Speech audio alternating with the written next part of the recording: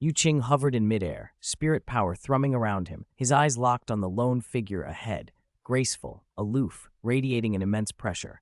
He inhaled slowly, tamping down his surprise and seriousness, and was first to cup his hands in salute.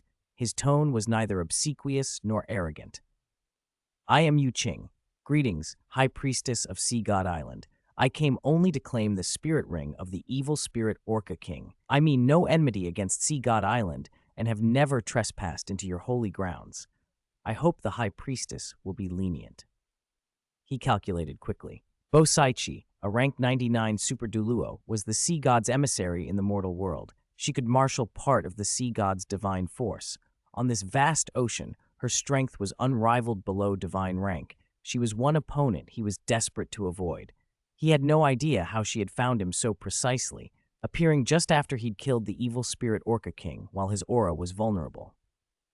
Bo Saichi's exquisite face wore a layer of cold frost. Her sea blue eyes were impassive, carrying the majesty and detachment of a divine envoy. Her voice rolled out like the tide, calm, unquestionable. The evil spirit Orca King is a top predator in the waters under Sea God Island's jurisdiction. It helps maintain the balance of this deep sea. How can a land-dweller spirit master like you hunt it at will? This is a direct affront to the sea god's dignity. Before her words faded, a vast, unfathomable pressure of spirit power erupted from her like a 10,000-foot tsunami. The brilliant image of the sea god materialized behind her, a phantom dozens of meters tall, brandishing a golden trident and surrounded by endless oceanic visions. Divine might spread like a prison, enveloping the surroundings. Then, 8 deep black spirit rings and a single crimson spirit ring rose from beneath her feet in sequence, 8 black and 1 red. The arrangement surpassed common logic, announcing her extraordinary rank as a divine envoy. The oppressive pressure pressed at Yu Qing like physical seawater, trying to crush him outright. Yu Qing grunted as his yin-yang complementary dual soul cores spun wildly. The purple-gold aura of his star-burning battle method flared up again, fighting back the crushing force. He knew words would not sway this woman. Only strength could win him a slim chance of survival. "Very well, let's see what you've got. Do you really think I fear Sea God Island?" he shouted. He flashed upward to match Bo Saichi's height. The life golden leaf martial soul manifested, and beneath his feet 4 deep black spirit rings and 5 blood-red spirit rings suddenly bloomed, 4 black and 5 red. The configuration stunned everyone. It overturned the accepted limits of the spirit master's world. Bo Saichi's sea blue eyes, usually as calm as an ancient well, betrayed shock. "What? 5 blood-red spirit rings?" Even she couldn't hide a flicker of disbelief. You're a Divinity Legacy successor?" she blurted, the only plausible explanation for a titled Douluo possessing so many 100,000-year spirit rings. Yu Qing neither confirmed nor denied it. He stared back coldly, his battle intent boiling. The surprise in Bo Saichi's eyes faded into a complex, resolute expression. She had received a divine oracle from the sea god. Detain this man, or at least uncover his background. Even if he were God-chosen, she had to carry out her duty. Even if you are God-chosen, hunting a 100,000-year spirit beast in Sea God Island's waters without permission is a grave offense. You mock the sea god's majesty. Today I will teach you a lesson." "A lesson?" Yu Qing sneered. "If I had informed you, would Sea God Island have let me hunt the evil spirit Orca King? They would only have piled on obstacles." Bo Saichi's red lips pressed together. She didn't rebut. She knew he spoke truth. The island would never permit an outsider to hunt a top-tier spirit beast in its waters. She made no more replies. Beneath her feet, the first black spirit ring lit. First soul skill, raging waves. The relatively calm sea below exploded. Countless waterspouts, each over 10 meters across, shot up like roaring sea dragons, sweeping and squeezing toward Yu Qing from every angle. They carried not only devastating physical force, but also binding control effects, instantly enveloping the space for hundreds of meters around him. "Star-burning battle method, heaven incineration," Yu Qing answered. His star inner core flared, a purple-gold sea of flame rolled out and met the waterspouts. The collision of extreme heat and cold seawater produced clouds of scalding steam and a deafening sizzle. The waterspouts evaporated and collapsed under the purple-gold star flame. Yu Qing slipped through gaps as the whirlwinds broke apart and tore toward Bo Saishi, intending to close distance with the high speed and explosive melee power the star-burning method gave him. But Bo Saishi's combat experience was profound. As Yu Qing closed, her second black spirit ring flickered. Second soul skill, Sea Ripples. An invisible, penetrating mental fluctuation spread from her like ripples. Yu Qing's charge froze. A tricky, cold mental force stabbed into his consciousness as if driven by an ice pick. His mental strength collapsed by nearly half. Dizziness washed over him, and his vision blurred with double images. A mental attack, he alarmed, forcing his star meditation method to stabilize his sea of consciousness. Still, his body went rigid for 3 seconds. The purple-gold aura dimmed. He fell toward the sea like a kite with a cut string. Bo Saishi's assault flowed on. As he fell, her fourth black spirit ring ignited. Fourth soul skill, Water Prison Death Domain. The sea beneath Yu Qing gained life, surging up to form a giant, transparent, nearly indestructible water sphere that encased him. Inside, pressure multiplied as if 10,000 meters deep. Worse, the sphere drained spirit power from his body, greedily siphoning his energy. Yu Qing coughed blood as he felt his spirit reserves evaporate. He realized bitterly, Bo Saishi's skills counter me perfectly. Her control, suppression, and sustained damage were deadly, especially here where her soul skills were empowered by the sea. He dared not hesitate. Yu Qing activated his fifth and sixth soul skills in quick succession. Fifth soul skill, Ever-Living Blue-Silver Leaf. Sixth soul skill, Unbreakable Golden Lotus Leaf. The power of life surged into him, patching the damage from the mental blow and the crushing pressure. A giant phantom golden lotus leaf wrapped him, offsetting the external pressure and temporarily halting the spirit power drain. Within breaths, he recovered to about 70%. With a violent burst, he tore through the water prison death domain and shot back into the air, panting, his gaze hardened. I can't keep using the life golden leaf martial soul. Her sea god spirit and soul skills counter it too effectively, he thought, and made a swift decision. The golden green light around him converged as the life golden leaf martial soul quietly faded. Bo Saishi's sea blue eyes narrowed in momentary doubt.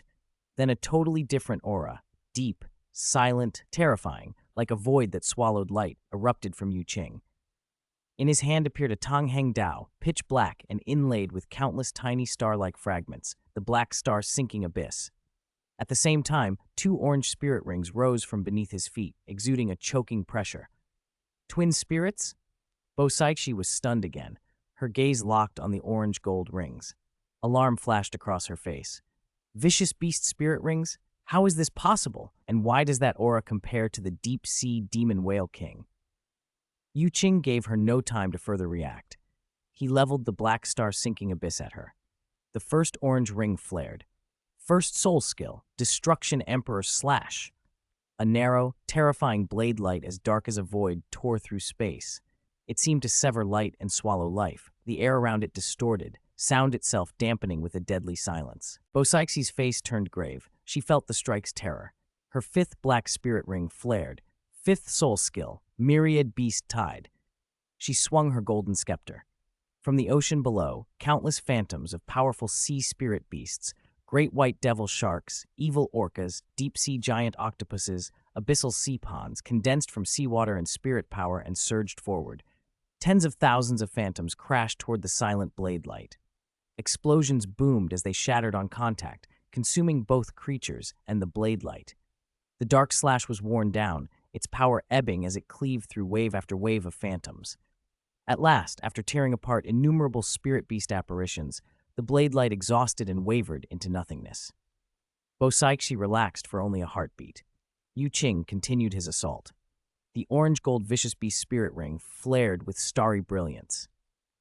Second soul skill, Annihilation God-Breaking Kill.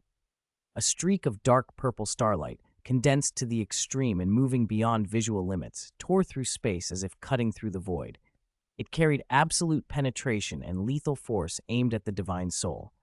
Bo Saishi's pupils constricted. She felt a deathly threat. She could not hold back. Seventh soul skill, Sea God Avatar. Boom. The sea god phantom behind her solidified and fused with her, transforming her into a 100-meter-tall sea god colossus, wielding a massive golden trident, radiating overwhelming divine might.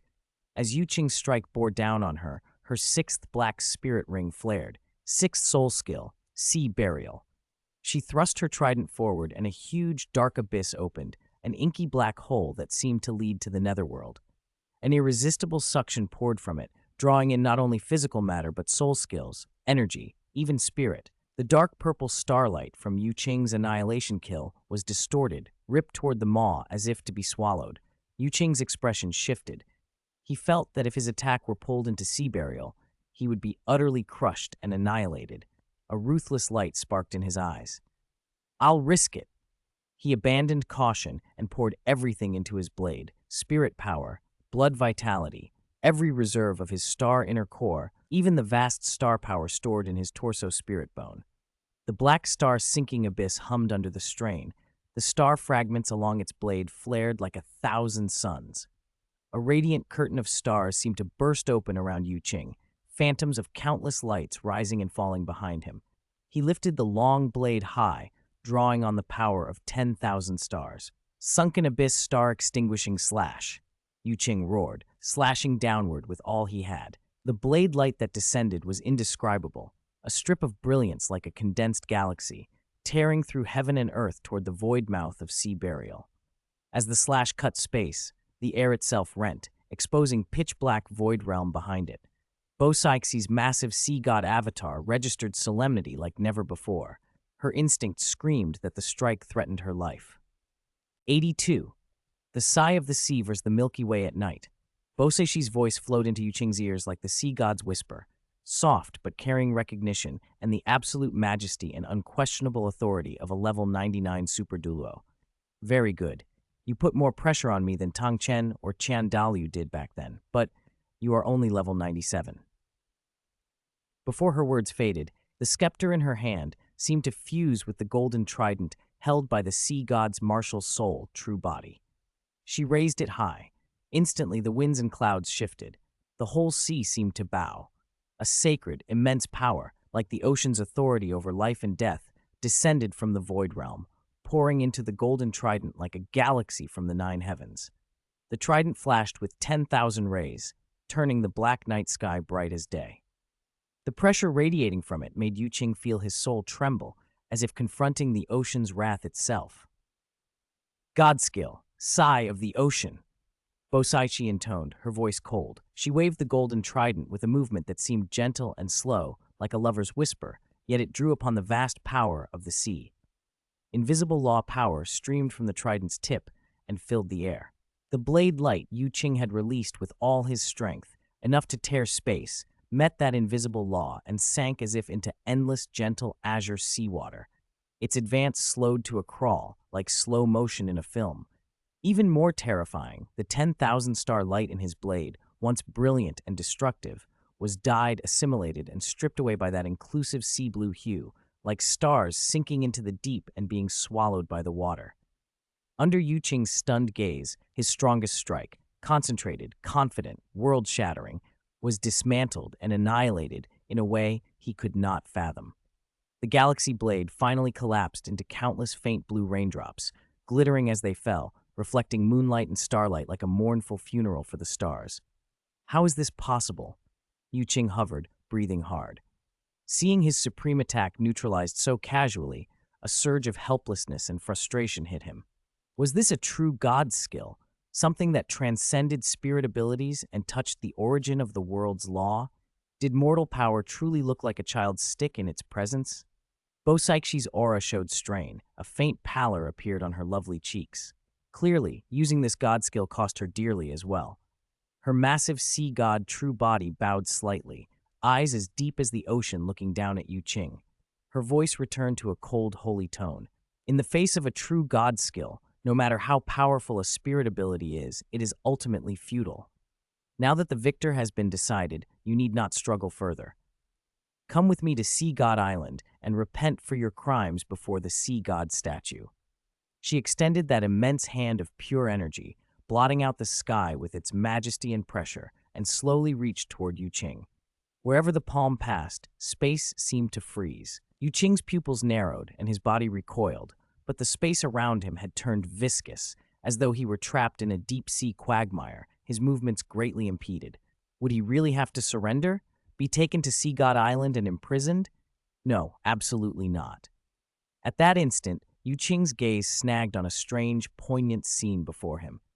The blue rain of light, the remnants of his attack, fell like countless star tears across the night.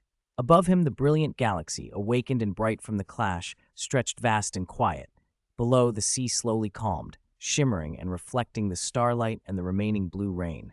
Night, stars, a rain of light, ocean. The four elements intertwined in Yu Qing's vision and stamped themselves into his heart. That sliver of galaxy intent he had been struggling to capture, the true core of the God-skill Falling Night galaxy he'd won from the treasure chest, suddenly clicked into place. Facing the sigh of the ocean, in the midst of crisis, he felt an ultimate bolt of insight strike his soul. What had been hazy became crystal clear, as if a door hidden in his mind swung wide to reveal a boundless galaxy. A laugh escaped him, low, then hearty. The helplessness vanished, replaced by a luminous certainty. God skill? Who doesn't have one? He raised the black star-sinking abyss in his hand. The long blade hummed, as if eager for the change to come. He pointed it at the giant energy palm and the towering sea god true body. His voice rolled through the night like thunder. Bo Saichi, one move, let's decide the winner. Watch my God skill. A new, vast, ancient intent erupted from Yu Qing, like the loneliness of eternal night, expanding wildly in all directions. Under its cover, the sea around his feet turned silver, as if stained by a dream. The water ceased to merely reflect starlight, and instead became liquid stars, flowing with brilliant light, like a galaxy poured onto the mortal world beneath him. What is this? Bo Saixi's eyes widened in alarm. She felt his aura fundamentally change. It wasn't just a spirit power surge or an enhancement of an ability, it had touched something like a world law, a force different from her ocean law, but no less vast, the law of the starry sky. Crisis flared through her. She dared not hesitate.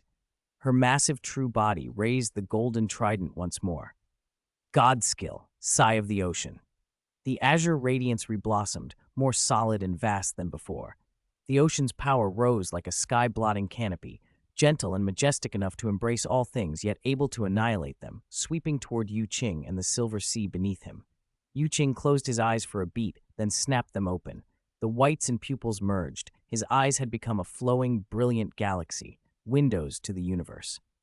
God skill, falling night galaxy. The black star-sinking abyss slashed down. The motion seemed slow but carried supreme, profound trajectory.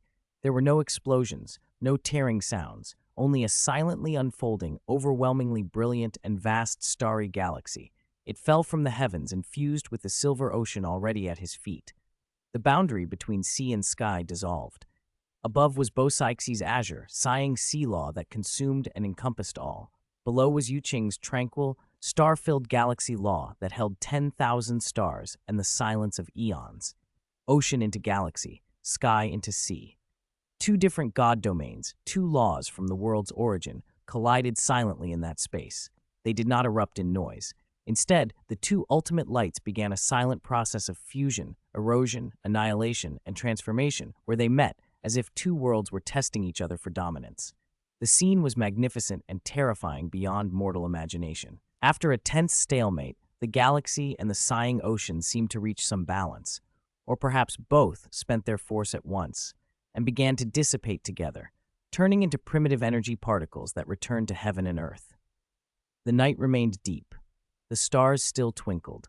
The sea calmed, rippling gently and reflecting moonlight and starlight, as though the world-shattering duel had been a shared dream. Yu Qing and Bo Saichi hovered face to face, both auras ragged, both pale. Their final concentrated strikes had drained them both. Bo Saichi's massive true body faded, and she returned to her original, beautiful appearance. She looked at Yu Qing with a complex mix of shock, disbelief, deep doubt, and faintly, admiration. After a long silence, she spoke, her voice cold but the killing intent gone. You are very good. This matter is over. Take care of yourself. She gave him a long look, as if to memorize him, then drifted back like ink spreading in water until she vanished into the night breeze over the sea. Perhaps she stopped because Yu Qing's strength and potential had earned her respect, Perhaps because his status as a divinity legacy holder gave her pause, or perhaps because his falling night galaxy, already standing on equal footing with her god skill, showed her a new, limitless possibility. Qing exhaled deeply. He felt his back leaching with cold sweat. This battle had been far more dangerous and costly than any before, a walk along the gates of hell. He did not linger. Suppressing the blood and exhaustion that churned inside him, he became a streak of light and fled at top speed in the direction away from Sea God Island, putting as much distance as he could between himself and this place of trouble. Chapter 83, Purple Pearl. Qing was in miserable shape. He had activated the star-burning battle method twice in a row, especially the second time to counter Bosaishi's divine skill, and had nearly drained all the star energy stored in his star inner core and torso spirit bone. Overdrawing his origin like that had inflicted terrible damage. Large swaths of his meridians were fractured and twisted, some places even scorched. The yin-yang complementary dual soul cores in his dantian were webbed with hairline cracks. Their rotation had slowed to a crawl, making it almost impossible to absorb spirit power. His spirit power had run nearly dry. Even keeping himself aloft was a struggle. Sharp waves of pain washed through his nerves, his vision dimmed in rolling patches, and a crushing weakness threatened to drag him into unconsciousness. He had to find a safe place to recuperate immediately, or his foundation could be permanently damaged, hidden injuries that would ruin his future. But the sea was endless. He forced himself to fly on, but all he could see was blue water in every direction. No islands, not even a reef. Damn, am I really going to? His consciousness blurred and his flight faltered. Just as darkness began to swallow his sight and he felt himself about to fall, he bit his tongue. Summoning the last sliver of clarity and will, he channeled the pitiful remainder of his spirit power and ripped at the space in front of him with both hands. Star Flash! Rip! An unstable tear in the spatial fabric, its edges flickering with chaotic purple light, was forced open. It was the farthest his Star Flash could reach after repeated enhancements, but hugely unstable, especially in his condition, and the destination was unpredictable.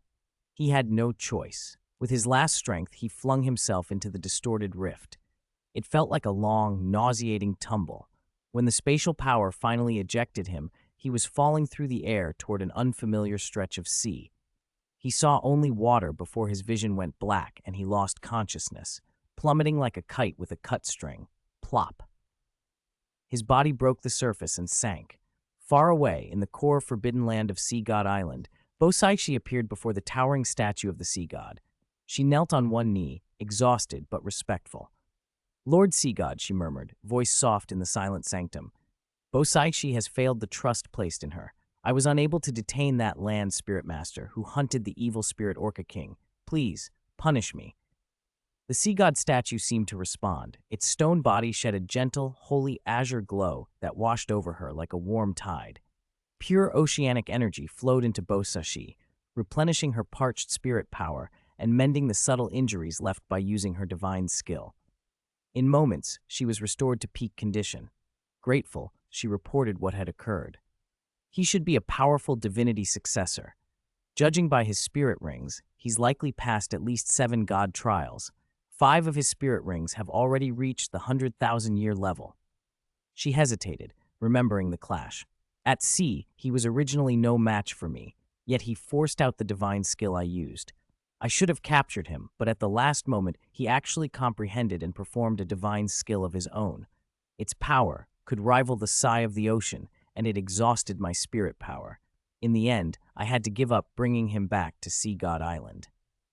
The azure light on the statue pulsed a few thoughtful times, then settled without instruction. Bosaishi bowed again. Thank you for your grace, Lord Sea God. She rose and looked toward the distant stretch of sea where they had fought. A complex mix of respect and curiosity showed on her face. I hope we meet again, she whispered to herself. Can you bring me even more surprises? A faint, anticipatory smile curved her lips. Qing's consciousness drifted through a warm dark for an indeterminate time and then slowly reassembled. When he pried open his heavy lids, he found himself under a low wooden roof. The air carried a faint briny tang of seawater mixed with herbs. Where am I? He felt dazed, but his mind cleared enough to run an internal diagnostic. That look made his heart drop. Terrible.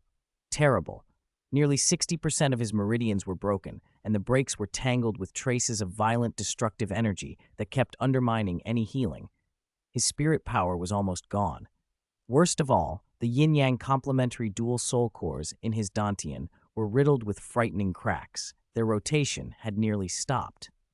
If this continues, I'll end up crippled. Despair pressed at him.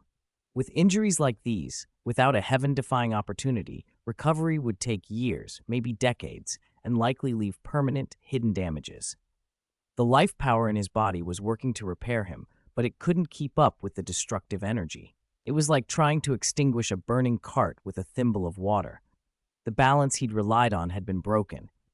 He was about to plunge his awareness into the system mall to search for anything that could save him when a voice interrupted him. "You're awake?"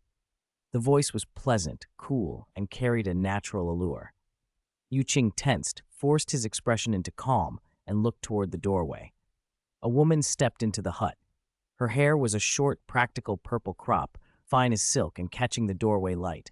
Her skin was sun-kissed, her features sharp and exotic. Her eyes were a living amethyst, bright, clear, with a hint of wildness. High nose, full lips. Her face had an aggressive, striking beauty. Her figure was incredible. Narrow waist, powerful limbs, long legs, and a generous bosom that strained her simple linen clothes into breathtaking curves. She was like a deep-sea pearl, alluring, beautiful, and edged with danger. "Who are you?" Qing asked, keeping his guard up. "Purple Pearl." The woman's reply was short and direct, her voice still cool and charismatic. "And you?" Qing blinked. "Purple Pearl?" The name hit him like a jolt. This was the leader of the Purple Pearl pirate crew. Tang San had encountered in the original story, but the woman before him looked younger than he'd expected, maybe 16 or 17, still a hint of girlhood about her, but with that unmistakable wild beauty beginning to bloom. Qing. He swallowed his surprise, gave his name, and thanked her. "Thank you for saving me. How long have I been out?" Purple Pearl set a bowl of bitter-smelling soup on a wooden stump by the bedside and said flatly, 10 days. 10 days. His face tightened. She nodded and studied him for a long moment. "Your injuries are severe. Most of your meridians are broken and tangled with an overbearing foreign spirit power. Ordinary medicine will do little. It'll be difficult for you to use spirit power again in the near future." Her words were blunt, almost cruel. Qing forced a bitter smile and downplayed the truth. "I had bad luck on the way back and ran into a pack of evil orcas. These injuries are from fighting them." Purple Pearl's eyes flashed with surprise. She looked him over more carefully, like someone reassessing a captive prize. After a while, she said, half in disbelief, "You're lucky to be alive, to survive those deep-sea Death Stars." They traded a few more simple exchanges. Purple Pearl didn't linger. She left the food and soup and slipped out of the hut. There was no hostility in her manner, which eased Qing a little. He downed the bitter soup. It had a faint medicinal effect that dulled some pain. He finished the simple meal, grilled fish and black bread, to restore his baseline energy, then closed his eyes and dove into his sea of consciousness to open the system mall. The light screen blinked up with 6 items. He scanned them in a rush. Recovery potion, small. Tenacity grass, merman dagger, fine. Underwater breathing potion, 3 hours. Pirate treasure map, fragment. Bag of gold coins, useless, he muttered. None of these would fix his current condition. He spent yin-yang points to refresh. New items appeared. Sea spirit beast meat, energy bandage, 1,000-year rum, X-ray goggles, angel feather, sure catch fishing rod. Refresh again. Page after page came and went. He did 4 refreshes, bleeding yin-yang points without success. Nothing that could mend heavily fractured meridians or dispel deeply rooted destructive energy surfaced. He almost cursed the system. One more time. He forced himself to the 5th refresh and prayed. The items dissolved and reformed. When the new items settled in the center of the screen, Qing's breath nearly caught. Refined from earthly Xuanhuang Qi mixed with rare spirit medicines. Effect: repairs fractured and damaged meridians, greatly increases meridian toughness and width, and can to some extent dispel and neutralize foreign destructive energy accumulated within the meridians. Price, 200,000 yin-yang points. This is it. Without hesitation, he bought the pill. The cost was astronomical, nearly everything he'd saved through dual cultivation, but it was nothing compared to a ruined foundation. The pill, long gone sized and brownish yellow, materialized in his palm. He swallowed it at once. It dissolved on his tongue into a warm, life-filled torrent of medicine that surged through him, heading straight for the fractured meridians. Wherever it flowed, the destructive energy seemed to meet its counterforce and begin to dissipate. Under the pill's nourishing current, torn meridians glowed faintly and started to heal, knitting back together like parched earth after a sweet rain. An itching, pleasantly painful sensation spread through his body. It's working. Relief flooded him. The repair wasn't instantaneous. The destructive energy had been deeply rooted, and a full recovery of his meridians would take roughly a day and a night. But compared to the hopelessness before, this was salvation. Once his meridians were restored sufficiently, he could mobilize more spirit power to slowly mend the cracks in his dual soul cores. To return to peak condition, he estimated 1 to 3 months of careful recovery. He guided the medicinal force inward, letting it do its work, and at last allowed himself to breathe. Chapter 84: The Miraculous Effects of Medicinal Cuisine and the Stunning Beauty of Purple Pearls. During the days his meridians were recovering, Qing spent most of his time alone in the simple wooden hut. Purple Pearl rarely disturbed him. Apart from delivering decoctions and food each day, she was always in a hurry. Her purple eyes never lingered on him for more than a few seconds, as if she were only checking he was still alive. Qing welcomed the peace and devoted himself entirely to his recovery work. The Xuanhuang Life Meridian Pill's effects were extraordinary. Its thick, gentle medicinal power worked like a patient craftsman, neutralizing and dispersing the star destruction power lodged in the breaks of his meridians bit by bit. Combined with the constant nourishment from his own powerful life force, his recovery progressed faster than expected. By noon the next day, the ruined meridians in his body had healed by 70 to 80%. He cautiously circulated the star meditation method and felt a faint, pure trace of spirit power flow again, bringing a long-missed sense of fullness. I can finally recover spirit power on my own. Qing breathed, relieved but instantly frustrated. Without the extraordinary efficiency of the yin-yang complementary dual soul cores, absorbing energy by himself was painfully slow. By his estimate, it would take at least half a month to return to his peak. I have to repair the cracks in the soul cores as soon as possible, he thought, urgency mounting. 3 days later, with the remaining strength of the medicinal pill and his own efforts, his meridians were essentially restored. He circulated the star meditation method vigorously, and his spirit power recovery suddenly accelerated. At this rate, it would take only 7 or 8 more days to fully recover. That afternoon, Purple Pearl came with the decoction and food as usual. When she saw Qing's ruddy complexion and steady aura, surprise crossed her purple eyes. "You've recovered quite a bit," she said, cool but astonished. Qing opened his eyes and smiled. "I'm doing all right. My vitality is strong. My recovery is faster than an ordinary spirit master's." He kept the true reason, the Xuanhuang Life Meridian Pill, secret, attributing it to his physique. Purple Pearl gave a non-committal nod, then after a moment's hesitation, spoke up. "Since your injuries have mostly healed and you can move on your own, you don't need to stay here." Qing blinked. "Why?" She turned toward the window. "The islanders hate spirit masters from the continent. Saving you was already their limit of tolerance." She added, "A merchant ship will pass by in 5 days. You can leave with it." Qing took in the information and bowed his head slightly. "Thank you for telling me. I'll remember this life-saving grace. Is there anything I can do for you? Anything you want, if it's within my power, I will do my best." Purple Pearl studied him for a long time before finally speaking. "I want to reach rank 50 as soon as possible. Can you do that?" A confident smile touched Qing's lips. "That? Of course I can." Purple Pearl was stunned. Her eyes widened in disbelief. After a long moment, she asked, "Are you sure? Do you know what rank 50 means?" Qing patted his chest. "Don't worry. I don't joke about this. If you don't believe me, I can help you rise 1 rank right now." Her expression tightened. "Fine. Then I'll see with my own eyes. Qing produced with a thought a pigeon egg-sized azure crystal that shimmered with flowing light in his palm. Take this. Concentrate and silently think the word use in your heart. She took the crystal skeptically and followed his instruction. The instant she thought use, the crystal transformed into a warm, majestic current that surged into her body. Pure spirit power poured in like a tide. Purple Pearl froze, her purple eyes went wide. She could feel her spirit power shooting upward and her barriers breaking with ease. Within 2 or 3 breaths, her aura strengthened noticeably. She had broken through to rank 48.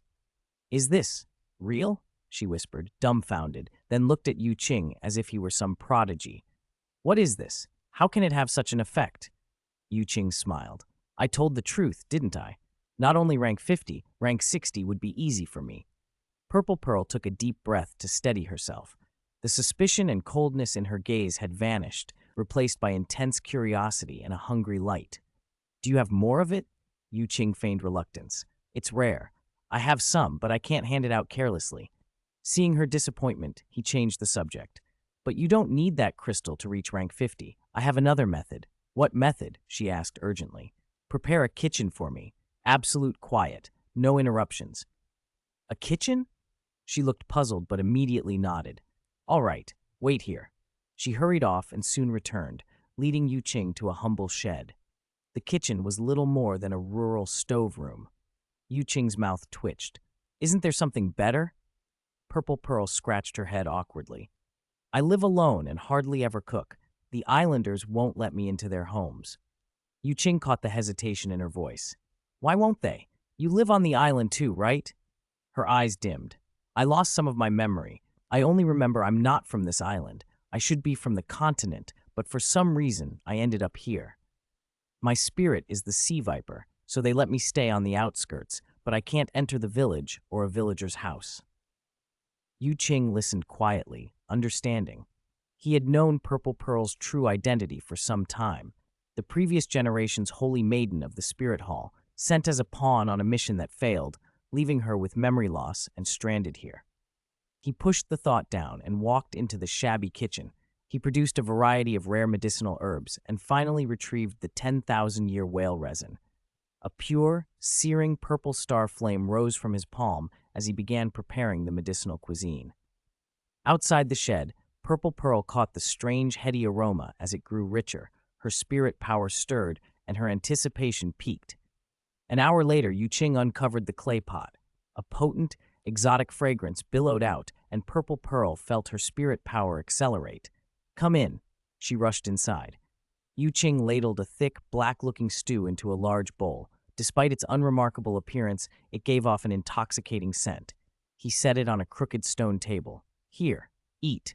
Purple Pearl examined the oily-looking bowl and then looked at him, doubt written all over her face. You mean if I eat this, I can rise a rank? Qing gave a secretive smile. You've already felt the crystal's effect. Don't you trust your own experience? She fell silent for a moment, her hunger for power overwhelming her skepticism. Carefully, she picked up the bowl, closed her eyes, and ate. The medicinal cuisine melted on her tongue. A warm, mellow current slid through her limbs, into her bones. Heat spread through her like a soak in a hot spring. Her spirit power began to flow on its own, faster and faster. She could feel it growing as though it were visible. Soon an intolerable heat built in her body, accompanied by a fierce, disorienting desire. You drugged me, Purple Pearl cried, alarmed. Qing rubbed his forehead in mock helplessness. Calm your mind and focus your spirit. Fully circulate your meditation method to refine the medicinal power within you. She obeyed. She circulated her method, and after half an hour of refining the internal medicinal circulation, the heat and ravaging desire subsided. Then she realized her rank had advanced again. She had broken through to rank 49. Purple Pearl opened her eyes, stunned and reverent. What exactly is this? Why is it so incredible? Qing smiled quietly. This is my secret recipe, the 10-ingredient Grand Tonic Cuisine. It not only increases spirit power, but also strengthens the physique and consolidates the foundation. Purple Pearl stared at him, awe and curiosity blazing in her purple eyes. How many more secrets did this mysterious spirit master from the continent hide? 85. bold purple pearl. Since that bowl of magical medicinal cuisine had pushed Purple Pearl's spirit power to a breakthrough at rank 49, her attitude toward Yu Qing changed utterly. The cool distance and suspicion she'd kept before evaporated, replaced by a fierce curiosity. She began staying in the wooden house of her own accord, finding anything to talk about, her bright purple eyes fixed on Yu Qing the whole time. Yu Qing, you said earlier. You're a scholar from the continent? You study spirit theory? Purple Pearl perched on a wooden stump beside the bed, chin in her hands, leaning forward a little. Her short purple hair swayed as she watched him. Yu Qing looked at the girl who had shifted from a frosty youth into an eager, curious child and smiled inwardly. The bait had worked. This highly inquisitive, purple pearl fish was on the line, of course. He kept his smile calm and confident. I researched the nature of spirits, the bloodline grades of spirit beasts, and methods for absorbing spirit rings beyond the normal limit. I'm not exaggerating when I say that if I'm second in those fields, no one on the continent would dare claim first. He let a touch of scholarly pride show. Those bold words made a light flare in Purple Pearl's eyes. Her hands tightened, her breathing sped. Absorbing spirit rings beyond the limit, she blurted. Spirit masters on the continent can already do that? Yu Qing shook his head, smiling. No, that's not a general achievement among spirit masters. It's a theory I developed. So far, the only people who've truly succeeded are me and my wives. He deliberately emphasized the plural. We, wives? Purple Pearl's pupils widened. You already have a wife? More than one? Yes, 4 at present, Yu Qing answered openly. Purple Pearl processed the information, her eyes flickering. Then she brought the conversation back to what mattered most, asking carefully, voice full of expectation. Then, Mr. Yu Qing, according to your theory, can you make my spirit evolve further? Spirit evolution, every spirit master's dream. Yu Qing studied her for a moment. In my spirit origin theory, any spirit can theoretically evolve. The trick is supplementing its origin or encountering the right opportunity. He shifted gears, speaking more cautiously. However, your spirit is a sea viper, a top-tier, extremely rare spirit. Taking it further would be extremely difficult. Hearing the first part, Purple Pearl's eyes lit with hope. Hearing the second, that light dimmed into disappointment. She'd been too optimistic, but Yu Qing didn't close the door entirely. He smiled and offered something more tempting. Don't be discouraged. Nothing's impossible. Even if evolution can't happen now, it might in the future. Besides, he paused, ensuring he had her full attention, then added, even if your spirit can't evolve immediately, I can help you make up the gap in spirit quality through over-limit absorption, so much so that your combat power could far exceed other spirit masters of the same rank. Isn't that more practical than waiting for evolution? Over-limit absorption. Purple Pearl's eyes brightened again. If her spirit ring setup could surpass normal limits, she could be overwhelming in combat. She almost couldn't sit still as she stood up, voice trembling. Mr. Yu Qing, is what you say true? Can you really help me absorb spirit rings beyond the limit? Yu Qing's smile was inscrutable as he nodded. Talk is cheap. If you doubt me, I'll show you what true over-limit absorption looks like. At his thought, a deep, expansive aura seeped from his body. Though the life Golden Leaf Marshal's soul didn't possess him, spirit rings began to manifest around him under his control, one by one, glowing and pulsing. Black, black, black, black, black. Then red, red, red, red. 9 rings in total. The last 4 were vivid red, spirit rings of 100,000 years, gleaming like rare jade. The simple wooden house groaned as the air thickened. Purple Pearl's pupils shrank to pinpoints. It felt as if an invisible hammer had struck her. She staggered back, breath gone, mind stunned. 5 black rings, 4 crimson. This configuration smashed all she knew about spirit masters, defying records and common sense. She gaped wordlessly, eyes fixed on Yu Qing, as if on a divine or monstrous being. Her body trembled from shock. After a long time, she drew a ragged breath and managed in a dry voice. 100,000 years, 4, this is over-limit absorption? Yu Qing let the rings fade and the oppressive pressure ebb away. He looked perfectly calm, as if showing off was nothing. Now do you believe me? How could she not? Seeing with her own eyes made all the difference. Her worldview had been violently shattered and rebuilt. Purple Pearl forced her heart to settle and replayed Yu Qing's earlier words. So far, the only ones who have successfully achieved it are me and my wives. Wives. The thought wove through her like a vine pushing up through soil. She clutched her palms until the nails bit her skin. Her hesitancy hardened into resolve. She lifted her chin, met Yu Qing's gaze with flaming purple eyes, and said, voice shaking but steady, Mr. Yu Qing, you said you have 4 wives? He raised an eyebrow slightly, but nodded. Yes, 4. Purple Pearl's chest rose and fell. Summoning courage, she pointed to herself and asked the question that would change everything. Do you think I could become your 5th wife? Yu Qing almost choked on his surprise. He stared at the earnest girl before him, so direct, so bold. He'd thought she preferred women. Why did she want to join his circle? His mind raced with possibilities, but he quickly collected himself. He didn't agree right away. Instead, he asked solemnly, Are you sure? Do you understand what that would mean? His seriousness only strengthened Purple Pearl's resolve. She met him steadily and nodded. I'm sure. I want to be strong. I want my spirit to evolve. I want to absorb spirit rings beyond the limit. Seeing you has given me hope and direction. This is the only path I can think of to get there. Yu Qing was silent for a long moment, weighing his thoughts. Even if you want it, it won't be simple. My wives are excellent, each one unique. To join us, you must gain the approval of all of them. Purple Pearl frowned slightly, concern shadowing her face. Are they hard to get along with? Will they reject me? It's not rejection, it's peer review, Yu Qing said. They're exceptional, and they'll hold any future sister to those same standards.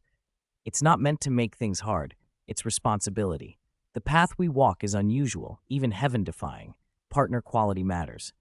Relief flooded Purple Pearl. She straightened, chest out, confidence and pride in her expression. I understand. If it's a peer review, I accept it. I'm confident in my talent and potential. She had reached rank 49 at 17 and possessed a top-tier sea viper spirit. She believed herself worthy of scrutiny. A faint smile touched Yu Qing's lips. Very good. The fish had swum into the net willingly. Over the next few days, they grew closer. Once she dropped her initial aloofness, Purple Pearl proved careless, straightforward, almost boyish, more like a boisterous brother than a demure maiden. Yu Qing also began to fulfill part of his promises. Through medicinal cuisine and spirit power guidance, he pushed her spirit power to the rank 50 bottleneck. Then, when her body was ready, he produced a spirit bone that pulsed with a dark luster and commanding energy, an 80,000-year demon soul python right leg bone. That is? Purple Pearl stared, breath coming quicker. An 80,000-year spirit bone. For you. Yu Qing's tone was flat, as if handing over a common gift. Relax your mind. I'll guide the bone's energy through 10 sessions of spirit power body tempering. The process will be painful, but if you endure, your 5th spirit ring will be able to reach 20,000 years. Purple Pearl was too stunned to reply, only nodding automatically. He had her sit cross-legged, placed the bone against her right leg, and formed seals. He drew the bone's majestic energy into countless threads, tiny spirit power hammers, repeatedly hammering and tempering her meridians, bones, and flesh. The Thousand Refinements Method. Ah! Pain struck instantly. Purple Pearl groaned, cold sweat forming on her forehead as her body trembled, but she gritted her teeth and endured with iron will. Yu Qing guided the intensity carefully, admiration sparking in his eyes. When the last tempering session ended, the spirit bone had been completely absorbed. Purple Pearl lay slumped and exhausted, as if pulled from water, but she could feel the changes. Wider meridians, tougher bones, brisker blood, and chi. She was certain she could absorb a 20,000-year 5th spirit ring now. How do you feel? Yu Qing asked with a smile as he withdrew. Purple Pearl forced herself upright and looked at him with a complex mixture of gratitude, shock, admiration, and something else she couldn't name. Her voice was hoarse but sincere. It's so wonderful to be your wife.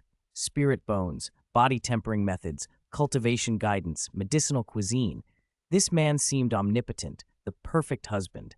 She felt more certain than ever that her bold choice had been the right one.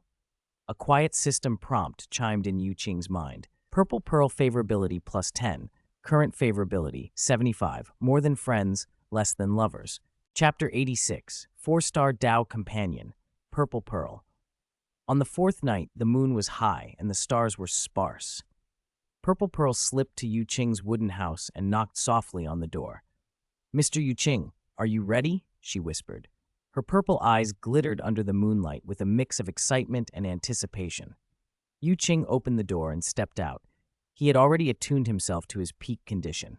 The cracks in his soul cores had not yet been fully repaired, but after several days of meditation and restoring spirit power, he could already exert enough strength to handle the risks of hunting a 10,000-year, or in this case, a 20,000-year spirit ring. "Let's go," he nodded, eyes sweeping over Purple Pearl. She had changed into a form-fitting deep purple martial outfit that showed her graceful figure. Her short purple hair was tied into a neat ponytail, giving her a spirited, heroic look. Avoiding the scattered lights on the island, they moved like shadows toward the rocky shoreline on the island's far side. The terrain there was steep and seldom traveled, an excellent place to enter the sea undisturbed. "Follow me." Purple Pearl was the first to slip into the water. She moved as if she belonged there, her body merging with the sea in smooth, natural motions. Yu Qing followed closely, his spirit power rising slightly to form a faint barrier that kept the seawater off them. Below the surface lay another world. Moonlight could not reach this far down. Only occasional bioluminescent fish lent a faint glow. The pressure increased as they dove deeper, and the silence was so absolute they could hear their own hearts. Strange seaweeds and corals swayed in the currents. Yu Qing spread his mental force like radar, searching for a suitable target. Purple Pearl trailed behind him, her eyes full of trust.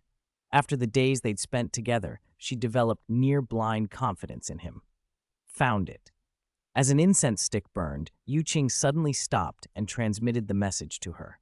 Following his guidance, Purple Pearl saw a giant sea snake resting among the corals. Its body was dark blue streaked with electric patterns, over 10 meters long, and a single horn on its head crackled with electricity. A thunder-patterned sea snake, just over 20,000 years old. It's both lightning and poison attribute, which pairs perfectly with your sea viper spirit, Yu Qing analyzed.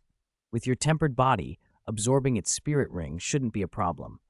Excitement flashed in Purple Pearl's eyes, and she nodded. Yu Qing said nothing more. Moving like a silent shadow, he approached, prepared his star Luo hand, and instantly restrained the thunder-patterned sea snake. He presented the immobilized snake to Purple Pearl. She took the triangular bayonet Yu Qing had given her and drove it into the creature's flank. The snake twitched violently a few times, then went limp. From its corpse rose a deep black spirit ring. The whole process was clean and efficient, taking no more than a few breaths. "Go on, absorb it," Yu Qing signaled. Purple Pearl swam to the ring and sat cross-legged. Her sea viper spirit possessed her as she began to draw the ring's energy into herself. The absorption proved far harder than she'd expected. The energy of a 20,000-year spirit ring was enormous and domineering. Lightning and poison forces crashed against her meridians. Even after 10 sessions of spirit power body tempering, and with a physique far stronger than most spirit masters of her rank, she felt intense pain. Cold sweat trickled down her forehead. Her body trembled. Yu Qing stood to the side as a protector, a faint admiration in his eyes. Purple Pearl's willpower was greater than he'd thought. She kept her mind steady and guided the energy despite the agony, showing she truly had talent. Time crawled in the deep-sea silence. After 2 long hours, the violent energy finally calmed and was fully absorbed. The deep black spirit ring pulsed slowly around her, resonating with the other 4 rings she already had. Purple Pearl opened her eyes and felt the power surging through her. Her face lit with ecstatic disbelief. I actually did it! A 20,000-year 5th spirit ring. The influx pushed her spirit power up to rank 54. Yu Qing swam to her side, smiling. "How is it? My theory didn't let you down, did it?" Purple Pearl looked at him, purple eyes burning. "Your theory didn't just meet my expectations, it completely overturned them." She seized his arm. "When I become your wife, could I get a 100,000-year spirit ring someday?" Yu Qing nodded confidently. "Of course. Follow my path, and it won't just be a 100,000-year spirit ring. I'll even hunt a 100,000-year spirit bone for you." She hugged him impulsively, delighted. "Then it's a deal. Don't ever abandon me." Yu Qing stroked her damp back and said softly, "You're beautiful and talented. How could I abandon you? Feeling the warmth of the girl in his arms and her vibrant life force, a thought flashed through Yu Qing's mind. Could yin-yang power from yin-yang harmonization help accelerate the repair of the cracks in his soul cores? He leaned close and whispered, "Do you want to increase your spirit power even faster?" Purple Pearl's eyes widened. "Yes, of course." A subtle smile curved Yu Qing's mouth. "I have a special cultivation method that only my wives and I practice. It can raise spirit power extremely quickly. But what? Tell me, I'll accept any price," she urged. "This method is called dual cultivation," Yu Qing said calmly. "It uses the great life harmony, the blending of body and spirit, the mutual supplementation of yin and yang, to rapidly increase spirit power." Purple Pearl paused, then her face flushed to her ears. "Harmony?" Her voice trembled, understanding the implication. Yu Qing's expression remained composed. "Since you've chosen to become my wife, you're qualified to practice it. Are you willing?" Her face aflame, Purple Pearl hesitated only a moment before gritting her teeth. "If it really works, I'll try." Yu Qing's satisfaction was quiet but real. He took her hand and said, "First, we need to establish a Tao companion contract." He summoned the divine contract. A soft golden light blossomed in the deep water, wrapping around them. Complex runes braided in the air and then flowed like twin streams of light into Yu Qing's and Purple Pearl's foreheads. A notification chimed in their minds. "Congratulations. Tao Companion contract established. Purple Pearl. Rewards. Tao Companion treasure chest, ties 1, yin-yang points plus 500.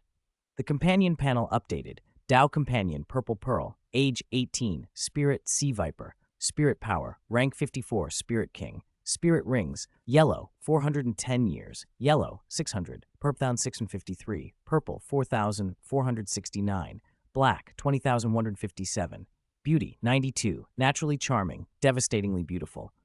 Innate soul power, rank 9, overall star rating, pop, favorability 78, developing feelings, willing to entrust her life.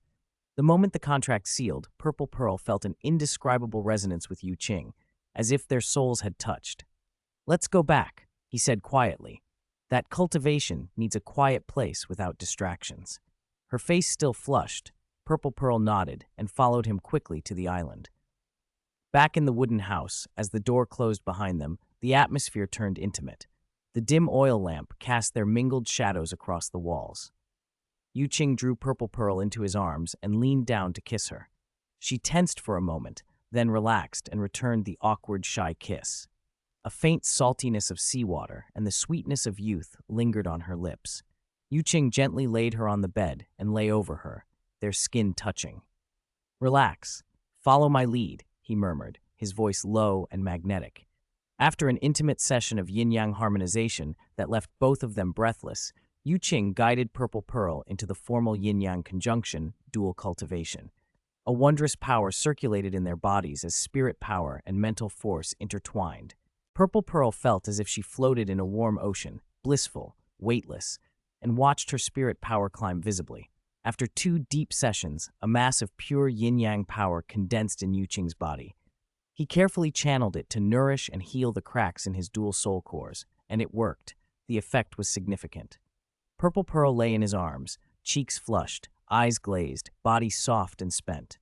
She felt her spirit power leap from rank 54 to rank 58 in a single night. The 4-rank explosion left her speechless. Yu Qing stroked her back, fingers lingering, and asked with a smile, "How do you feel?" Only then did Purple Pearl snap back to herself, voice trembling from shock and joy. This improvement is terrifying." She had expected a speed-up, not an outright explosion of power. Yu Qing explained, "The spirit power gained from yin-yang conjunction is rapid but somewhat superficial. It needs to be compressed and purified to become stable. Don't worry, I prepared a method." He tapped her forehead, transmitting a soul power compression technique into her mind. A soft chime confirmed. Purple Pearl's favorability +5, now 83. Grateful and moved, Purple Pearl reached up and kissed him. "Thank you, Yu Qing, husband." Yu Qing smiled and withdrew his hand. He focused on guiding the yin-yang power to repair his soul cores. Purple Pearl, obedient and still flushed, began to practice the compression technique, refining the surging spirit power into something denser and more enduring. The night passed in quiet, punctuated only by the rhythm of their breathing and the low hum of circulating spirit power. Sunlight spilled through the lattice the next morning. Qing woke first. He felt the cracks in his soul cores had healed significantly. If he continued this pace, he estimated no more than 20 sessions of yin-yang conjunction would restore his dual soul cores completely. Purple Pearl finished compressing and purifying her newfound power. The once superficial surge had been densified and refined, more solid and reliable, though the compression process caused a temporary drop by 1 rank. She had soared to rank 58 during the direct cultivation, and after refinement, her stable rank settled at rank 57. Even with that slight drop, this speed of improvement was beyond anything she'd imagined. She glanced at Qing and met his serene smile. Then she blushed all over. She'd forgotten they were both still naked. Flustered, she scrambled for her clothes to cover herself. Qing chuckled lightly. "All right, we should leave this island today." Purple Pearl nodded, cheeks still rosy, and dressed quickly. After a bit of simple packing, they made their way to the small harbor. It was still quiet then, with only a few fishing boats rocking gently. The salty sea breeze carried the sound of fishermen repairing nets. Merchant ships usually pass by around noon to replenish fresh water and food, Purple Pearl said, her gaze lingering on Qing's profile. The look in her eyes was full of attachment and anticipation. Qing watched the endless sea and already planned the next steps. With Purple Pearl as his new Tao companion, his recovery would accelerate. The sea wind tugged at their clothes as they walked toward the dock, the horizon wide and full of possibilities. 87. Return Voyage. The midday sun turned the sea to a sheet of glittering glass. A dark silhouette of a merchant ship gradually resolved on the horizon, and as it drew closer, the pattern on its sail came into view. Qing's face flickered with an odd expression when he recognized the emblem, a storm petrel riding a gale, the mark of the storm. "What's wrong, husband?"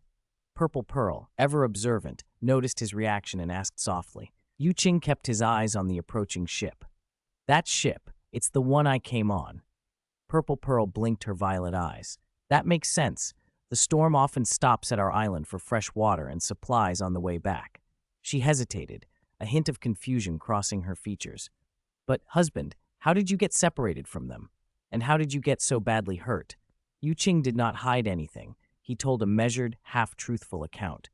He had been researching the whale-type soul beasts, been driven off after being discovered, been caught in a storm, and washed ashore on the island, saved by Purple Pearl. He pointed to the expressionless woman at his side. "Don't be surprised at what I say to them later," he added quietly. "Keep a straight face and stay cold."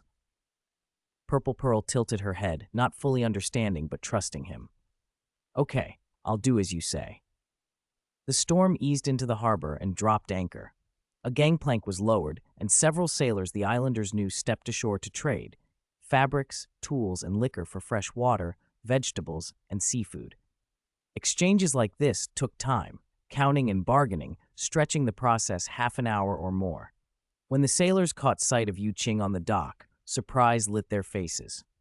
"Mr. Yu, how are you here?" a young sailor exclaimed. "Didn't Captain Jack say you were out researching whale-type soul beasts near Devil's Island? How did you end up on this tiny isle?" Qing already had his story ready. "That's right, but I was unlucky. I was driven off by those whale-type soul beasts and then hit by a storm. I woke up here. Miss Purple Pearl saved me." He nodded at her. Relief and admiration softened the sailor's features. "The sea god bless you! To survive that, astonishing." Captain Jack came down from the ship as well, having heard the commotion. He stared at Qing, then laughed in wonder. "I thought you'd been swallowed by the sea. You actually survived. You truly are tough." "A hardy life," Qing replied with a faint smile. After some small talk, Captain Jack clapped his hands. "Since we bumped into you, come aboard the storm and sail back with us to Hanhai City. I've kept your room." He glanced at Purple Pearl, curiosity flickering, but wisely kept his questions to himself. On board, Captain Jack led them to the cabin he had saved for Qing. Once the door was closed, the captain lowered his voice and winked. "You've done well for yourself. How long has it been? Already brought back such a beautiful sea soul master? I thought you weren't interested in beauty." Qing's expression stayed calm. "She saved my life. Of course I need to repay her. The captain laughed and clapped Yu Qing on the shoulder. Repay her by giving her a child, he teased. Yu Qing only smiled. The captain lingered a while to chat, then left them to settle in. Purple Pearl finally relaxed and took in the small but neat cabin. Husband, are we really taking this ship to the mainland? Yu Qing nodded. The Storm is a legitimate merchant vessel with a fixed route. It's much safer than trying to find passage on our own. And, he smiled with meaning, on the ship, we'll also have more time to dual cultivate. Purple Pearl's cheeks flushed. She shot him a teasing glare but said nothing. The Storm finished its resupply, hoisted sail, and pointed its bow toward Hanhai City. White canvas filled with wind, and the ship sliced through the waves, leaving a long, foamy wake. That night, Yu Qing joined the crew for a small gathering and had a few drinks with Captain Jack before returning to the cabin. They did not perform yin-yang harmonization that night. Purple Pearl still had to compress and purify the surging soul power within her. Life aboard the ship settled into a steady rhythm. By day, Yu Qing chatted with the crew, explaining martial souls and soul beasts, and sometimes sharing a drink with the captain. By night, he guided Purple Pearl in her cultivation. After a week of focused work, Purple Pearl's soul power stopped fluctuating and stabilized. Repeated compression and purification had made it purer and firmer. Her soul power level consolidated at 56, 2 levels lower than the 58 she briefly reached after their yin-yang conjunction, but the quality and control had improved dramatically. Yu Qing tested the flow of power within her and nodded in satisfaction. It feels great, Purple Pearl said, violet eyes bright. Even though the level dropped, I can feel my strength is stronger than before. This compression method really works. Yu Qing ruffled her hair. A solid foundation lets you go further. Tonight we'll continue dual cultivation. Purple Pearl's face went pink at the words, but anticipation glittered in her eyes. That night they once more went through yin-yang harmonization. When their physical pleasure peaked, they began the yin-yang conjunction dual cultivation. Being on a ship, they kept things measured. Afterwards, Purple Pearl lay content in Yu Qing's arms, his hand resting on her chest. Dual cultivation is wonderful, she sighed. You little pervert, Yu Qing teased, pinching her nose. You wouldn't dare play with my conscience, she shot back. We're all perverted sometimes, he admitted with a grin, earning a laugh from her. Then Purple Pearl grew a little serious. Husband, what should I do when I meet my sisters? Will they dislike me? Just be yourself, Yu Qing said, comforting her with a hand on her back. They're good people. They won't make things hard for you. Really? She asked, half hopeful. Really. He spoke firmly. But remember, they're all very capable. You should keep getting stronger so you can earn their recognition. Purple Pearl nodded decisively. I'll work hard. They talked a while longer, wrapped in each other's arms until sleep took them. Life at sea proved richer than Yu Qing had expected. The yin-yang power from their dual cultivations let him mend the cracks in his dual soul cores, while conversations with the crew and drinks with Captain Jack added variety to his days. 2 months passed quietly. In that time, they performed yin-yang conjunction dual cultivation 10 times, and typically did 1 or 2 sessions of yin-yang harmonization beforehand. That averaged to a dual cultivation about every 6 days. A pace that didn't hinder Purple Pearl's consolidation and still let Yu Qing gather the yin-yang power he needed. Purple Pearl's soul power reached level 60 some time ago, but she hadn't found a suitable soul beast to give her a 6th soul ring. Even more surprising was her martial soul's evolution. After absorbing a large amount of yin-yang power, her sea viper transformed into a far stronger purple moon sea dragon. It retained its poison attribute, gained a bolstered water affinity, and jumped in quality to top tier. Her affection for Yu Qing had climbed to 89 points. She found herself wanting to cling to him constantly, eyes full of attachment. Yu Qing progressed too. Only 3 cracks remained in his dual soul cores. 1 more yin-yang conjunction, and they would be fully repaired, his peak strength almost within reach. Early one morning, as the first light broke the horizon, the lookout shouted with excitement, "Land! Land in sight! Hanhai City!" Yu Qing and Purple Pearl hurried to the deck. On the horizon, the familiar silhouette of Hanhai City rose, the largest port on the western coast of the Heaven Dao Empire. The storm eased into the bustling harbor and dropped anchor. Captain Jack beamed and pulled Yu Qing aside. "Mr. Yu, thank you for the stories you shared on the voyage. You must let us hold a farewell banquet, my treat, at the finest hotel in Hanhai City." Yu Qing couldn't refuse such warm hospitality. "Then I'll trouble you, Captain." He leaned toward Purple Pearl. "Let's go. I'll take you to try mainland food. But remember, keep a bit of distance in front of others." Purple Pearl nodded and returned to her reserved, cool demeanor, though the secret hook of her pinky through Yu Qing's betrayed her excitement. The three of them followed the crew down the gangplank and stepped onto the Hanhai dock. The sea breeze still carried salt and dampness, now mixed with the city's lively, unmistakable bustle. 88. Longing to go home. Captain Jack's farewell banquet at Hanhai City's largest hotel was extravagantly staged. The long wooden table groaned under a dazzling spread: steamed king crab, bright and glistening, charcoal-grilled tuna, crisp outside and tender within, lobster with vermicelli and garlic, fragrant and tempting, braised devil ray in a rich sauce, along with an assortment of deep-sea shellfish and specialty sea vegetables. Barrels of iced craft ale and local fruit wine stood ready, and the air itself seemed to make your mouth water. As the afternoon slipped into evening, the crew clustered around the table, clinking cups and feasting. Laughter and the shouts of drinking games never stopped. The mood was raucous and warm. Captain Jack acted like he owned the place, calling the hotel owner brother, ordering more dishes and wine, and playing the perfect host. After several rounds and plenty of food, the streetlights outside came on. Jack's tanned face was flushed. He struggled to his feet, grabbed a large sea bowl of amber liquor, and staggered over to Yu Qing. His tongue was thick, but his tone was heartfelt. "You, brother you, this parting. Hick, who knows when we'll meet again. Come on, drain this bowl. We're still brothers."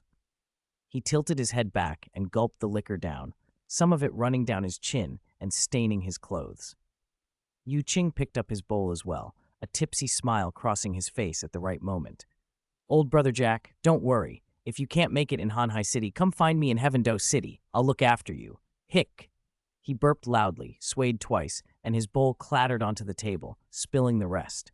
He slumped forward like a puppet with its strings cut and emitted a faint snore, completely out. "Ha! Ha! Weak! Too weak!" Captain Jack crowed, slapping the unconscious Yu Qing on the back. "Is that all you can drink? Even the women on my ship can outdrink you." He belched, but his tone softened a bit. "Still, brother, I'll remember your words. If I can't make it, I'll definitely come to you." He staggered to his feet and looked around, spotting Purple Pearl sitting quietly in a corner expressionless. Slurring, he pointed, "Hey, that purple-haired girl. My brother is asleep. You, take him upstairs, to a room to rest properly." Purple Pearl rose and, without protest, went to Yu Qing's side. With some effort, she hoisted the dead-drunk man up and supported him as they walked toward the stairs.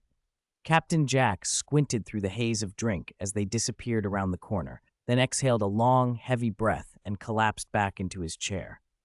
Rubbing his temples, he muttered, a trace of pain and worry in his voice. "This guy looks like a frail scholar, but when he drinks, he's bottomless. If we'd kept going, the profit from this voyage would have ended up in his belly. Good thing he crashed first." Third floor, guest corridor. The moment the room door clicked shut, the supposedly dead-drunk Yu Qing suddenly opened his eyes. Clear, sharp, a look of someone perfectly sober. Purple Pearl released him, startled. "You weren't drunk?" she asked, wide-eyed. Yu Qing stretched his stiff shoulders and smiled. "If I'd kept drinking, Captain Jack would have emptied his coffers on us. The man's greedy for money, but he's noble in his own way. Throwing this banquet cost him a lot. I pretended to pass out to give him an excuse to stop." Purple Pearl suddenly understood and giggled, rolling her eyes at him. "You men, always worried about saving face."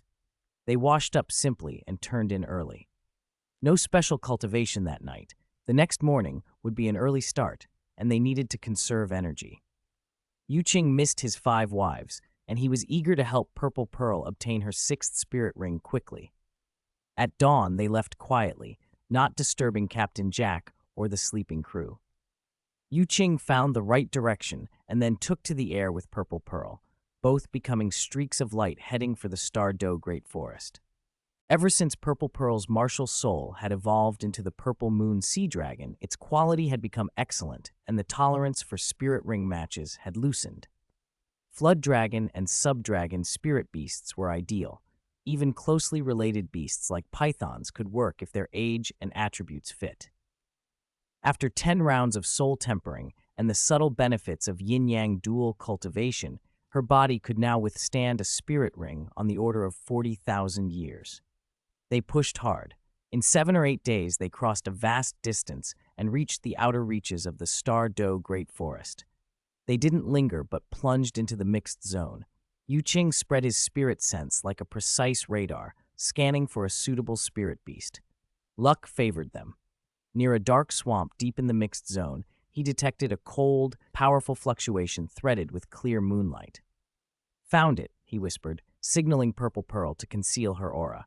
They crept forward and parted dense bushes. In the swamp's center, a giant beast, over 10 meters long, was absorbing moonlight. Silver-gray scales shone coldly in the sparse moonlight.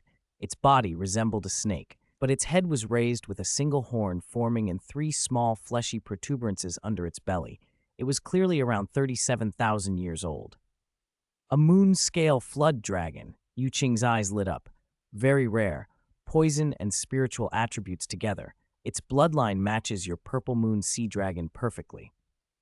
Purple Pearl's eyes shone with delight. Qing didn't hesitate. He flickered into motion above the beast. His right hand became cloaked in purple runes and then pressed down. Star Luo hand, suppress! A giant purple handprint formed from countless star runes and pinned the moon-scale flood dragon. Qing lifted the beast before Purple Pearl. She sat cross-legged, the Purple Moon Sea Dragon martial soul guiding her, took the small poison dagger Qing had given her for defense, and stabbed precisely into the creature's eye, piercing straight to the brain. The beast convulsed and died. From its corpse, a pitch-black spirit ring slowly emerged. The whole operation was clean and fast, done in one go. "Quick, absorb it," Qing ordered as he released the Star Luo hand. Purple Pearl closed her eyes, calling on her martial soul, and began to intake the spirit ring's energy. The process went remarkably smoothly. The Moonscale Flood Dragon's attributes were highly compatible with her martial soul. The ring's power was vast, but cool and gentle rather than violent. Given Purple Pearl's unusually robust physique, she managed to absorb the 37,000-year spirit ring in only 2 hours. A buzz of power erupted through her. Her soul power rose, 61, 62, 63, 64, then stopped. Purple Pearl opened her eyes, glowing with a rush of energy and joy. "I really did it, level 64. Qing smiled. "Of course, all the soul power you'd been storing from the yin-yang harmonization finally released." They didn't linger any longer in the Star Doe Great Forest. Qing took Purple Pearl into the sky, and they sped north toward the Sunset Forest, eager to return home. The long travel was often monotonous. Whenever boredom crept in, they would find a secluded safe spot, set up a barrier, and engage in a little yin-yang harmonization, a diversion that also genuinely increased their soul power. Purple Pearl was more than willing. Beyond the obvious pleasures, the practice helped strengthen their cultivation. Inevitably, after each session, Qing's hand would find its way onto her soft, ample bosom. One clear night after the rain, his large hand came to rest there again. "Husband." Purple Pearl's cheeks flushed as she cast him a teasing look. "You, like my bosom that much?" Qing looked at it with mock seriousness, as if making an academic evaluation. Elastic but not stiff, supple but firm, warm and smooth like jade, hard to grasp with just one hand. Truly top grade. Purple Pearl laughed at his pretense and deliberately shifted to present the full curve to his palm, pressing. "Then, compared to your other wives, whose bosom is best?" Qing paused, sheepishly withdrew his hand, rubbed his nose, and answered evasively. "They each have their own merits, different flavors like spring flowers and autumn moons. Hard to say which is better. I like them all." "Humph, smooth talker," Purple Pearl pouted, then settled down to circulate her cultivation, refining the residual yin-yang energy and consolidating her martial soul. Qing also closed his eyes to refine the stored yin-yang power and raise the effective age of his 4th spirit ring. His yin-yang complementary dual soul cores had already recovered and were working more smoothly and efficiently than before. soul condensation and recovery had both improved. Without Purple Pearl this time, he wouldn't have managed to repair them all in under half a year. For the following weeks, they traveled day and night, stopping only when necessary or for the occasional harmonization. From Hanhai City to the Stardew Great Forest, and then all the way north to the Sunset Forest, the journey was completed in less than 4 months. The speed was astonishing. One day, a familiar and vast spread of trees appeared on the horizon. Sunset Forest. The endless canopy before them, bathed in the dying light as if draped in gold and crimson, brought a warm, involuntary smile to Yu Qing's face. He reached for Purple Pearl's hand and squeezed it tightly. Her fingers trembled a little. The closer they came, the more nervous she became. She was about to meet 5 sisters she had never seen, only heard of from Yu Qing. She worried she might not be accepted. Yu Qing's firm grip and the warmth radiating from his palm had a calming effect, though. They gave her a sense of security that seemed almost magical. "Let's go," he said with a reassuring smile. Purple Pearl nodded, squeezing his hand in return. Their figures flashed like exhausted birds returning to their nest, and they plunged into the familiar, fragrant embrace of the Sunset Forest. As they crossed the colorful, highly poisonous miasma zone, Purple Pearl's reaction surprised Yu Qing. "This poison fog is so unusual," she breathed, her purple eyes wide as she curiously examined the swirling, multicolored mist. She even took a cautious sniff, savoring it. "The toxins here are complex. A few of them resonate with my martial soul." Yu Qing grabbed her gently. "Don't just inhale it. This miasma was laid by that old monster, the Soul Guardian. It's a mix of hundreds of potent poisons.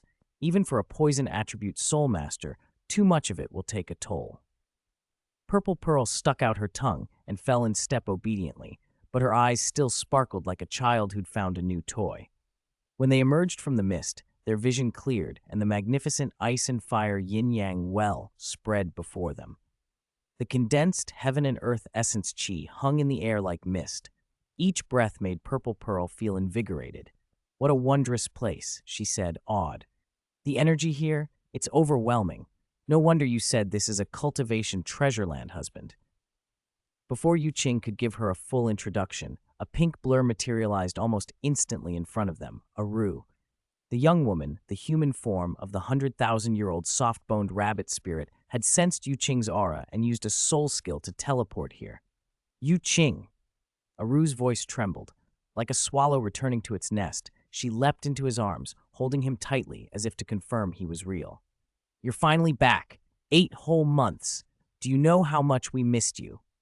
Feeling her warm, trembling body and the unabashed longing in her embrace, Yu Qing's heart softened. He hugged her back, gentle and apologetic. "I'm sorry for making you worry. I missed you all too." 2 more figures came racing over, Duanshin and Zi Rui. Their pace was a touch slower, not for lack of strength, but because each woman cradled a swaddled infant. The new mothers wore smiles full of joy, moving carefully so as not to disturb their babies. Behind them strode the Soul Guardian in a dark green robe. His white hair and beard made him stooped, but his steps were steady. He still wore that half-dead, scowling expression, but when his emerald snake eyes flicked over Yu Qing, there was a faint, nearly imperceptible look of relief. Last came Fox Consort, leading 2 little girls by the hand, bouncy, curious Xiao Wu and quiet, bright-eyed Du Guyan. Fox Consort's fox-like eyes curved into crescent moons at the sight of Yu Qing, conveying a soft, alluring longing. Seeing his whole family gathered so quickly filled Yu Qing with warmth. He released a row, flashed a brilliant smile, and waved. "Hi, long time no see. Did you miss me?" "Humph." Duanshin put on a mock stern face and glared at him. 8 whole months. Not a single word. We thought you'd been seduced by some sea vixen and forgotten us old wives."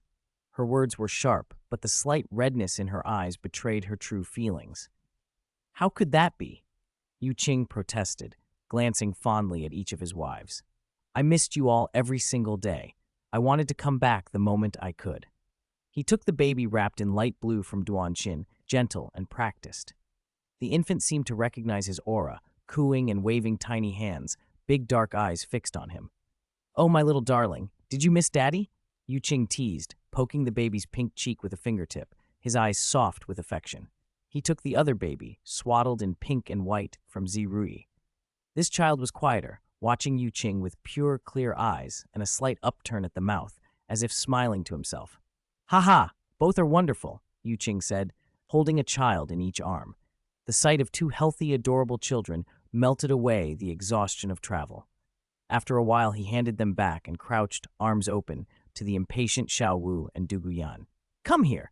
Let Daddy hug you. Let's see if my little princesses have grown taller." "Daddy!" Xiao Wu launched into his arms like a pink cannonball, rubbing her head against his chest and chattering about how much she'd missed him. Du Guyan, more reserved, stepped forward and hugged his arm tightly, her face bright with a shy smile. After calming the two girls, Yu Qing remembered the important business and turned to Purple Pearl, who stood a little apart. "Right, this is Purple Pearl. If she hadn't saved me during that trip at sea, I might have been buried in the ocean." "What? Buried in the sea? Injured? Was it bad?" Yu Qing's words hit his wives like a stone in a calm pond. Aru, Duanshin, Zirui, and Fox Consort went pale and immediately swarmed him, checking him everywhere, panic and fear behind their eyes. "Stop. I'm fine. I'm fine. I healed a long time ago. Look, aren't I full of life and vigor?" Yu Qing waved them off, laughing nervously but warming inside. Purple Pearl interjected, "It's true. Husband's injuries were serious. He was unconscious for 10 days, but his healing was uncanny. He was nearly fully recovered in 3 days." Yu Qing puffed his chest with pride. "Don't forget, I'm a life attribute titled Douluo. I'm not easy to kill." The 4 women relaxed slightly, though their faces stayed serious. Duan Shin's brows drew together. "Who did it? The evil killer whale pod." Her voice chilled. A killing intent radiated from her. Yu Qing shook his head. "No, my hunt for the evil Orca King went smoothly. Later, I was targeted by the High Priestess of Sea God Island. After fighting her, I was left like that." "The High Priestess of Sea God Island?" Aru's eyes narrowed, her expression turning icy. "I don't care who she is. When this old lady reaches rank 99, I'll go capture her and make her your punching bag." "Count me in," Duan Shin said at once, cold light flashing in her eyes. "Even if she's an ultimate Douluo, she must pay for injuring my husband." Fox Consort's charming face grew frosty too. A phantom fox tail seemed to sway behind her. Even gentle Zirui's eyes sparked with anger as she nodded her agreement. Their unified hatred of the enemy and willingness to protect moved Yu Qing deeply. He smiled and promised, "Good. When we're stronger, we'll go together." The warm, fierce atmosphere eased. Yu Qing turned to the Soul Guardian, who had been watching with amusement. "Senior Dugu, how has the sect been doing?" Soul Guardian stroked his beard and replied, "Thanks to you, we haven't fallen apart. But if you hadn't returned, some here might have died of lovesickness." He shot a meaningful glance at Aru and the others and earned several glares. Yu Qing laughed, unfazed. He then greeted his 2 fathers-in-law, Father Z and Father Duan, who had hurried over. They led him to the small wooden house for discussions. Yu Qing sat as Father Z handed him a thick stack of lists. "Sect Master, the sect currently numbers 150, Father Z reported. Most are around 12 years old, orphans or children from poor families gathered from all over. This file has their identities and preliminary martial soul awakening records." Yu Qing scanned the pages. Most of the children had ordinary martial souls, some skewed toward lifestyle category. Their innate soul power mostly hovered at rank 1 to rank 2. Only 2 had reached rank 3. Not bad." He nodded and set the documents down. "Talent isn't everything. They can be nurtured. Loyalty and temperament matter most. We must build their sense of belonging to the yin-yang sect." "Understood." Father Z and Father Duan answered together. Yu Qing felt the soul power fluctuations of his 2 fathers-in-law. Father Z's progress had been remarkable. Rank 54, undeniably helped by yin-yang dual cultivation. Father Duan, however, was stuck at rank 51, advancing slowly. Yu Qing rubbed his chin, looked at Father Duan's awkward face, and then said something that made the old man choke on his drink. "By the way, father-in-law, have you considered remarrying?"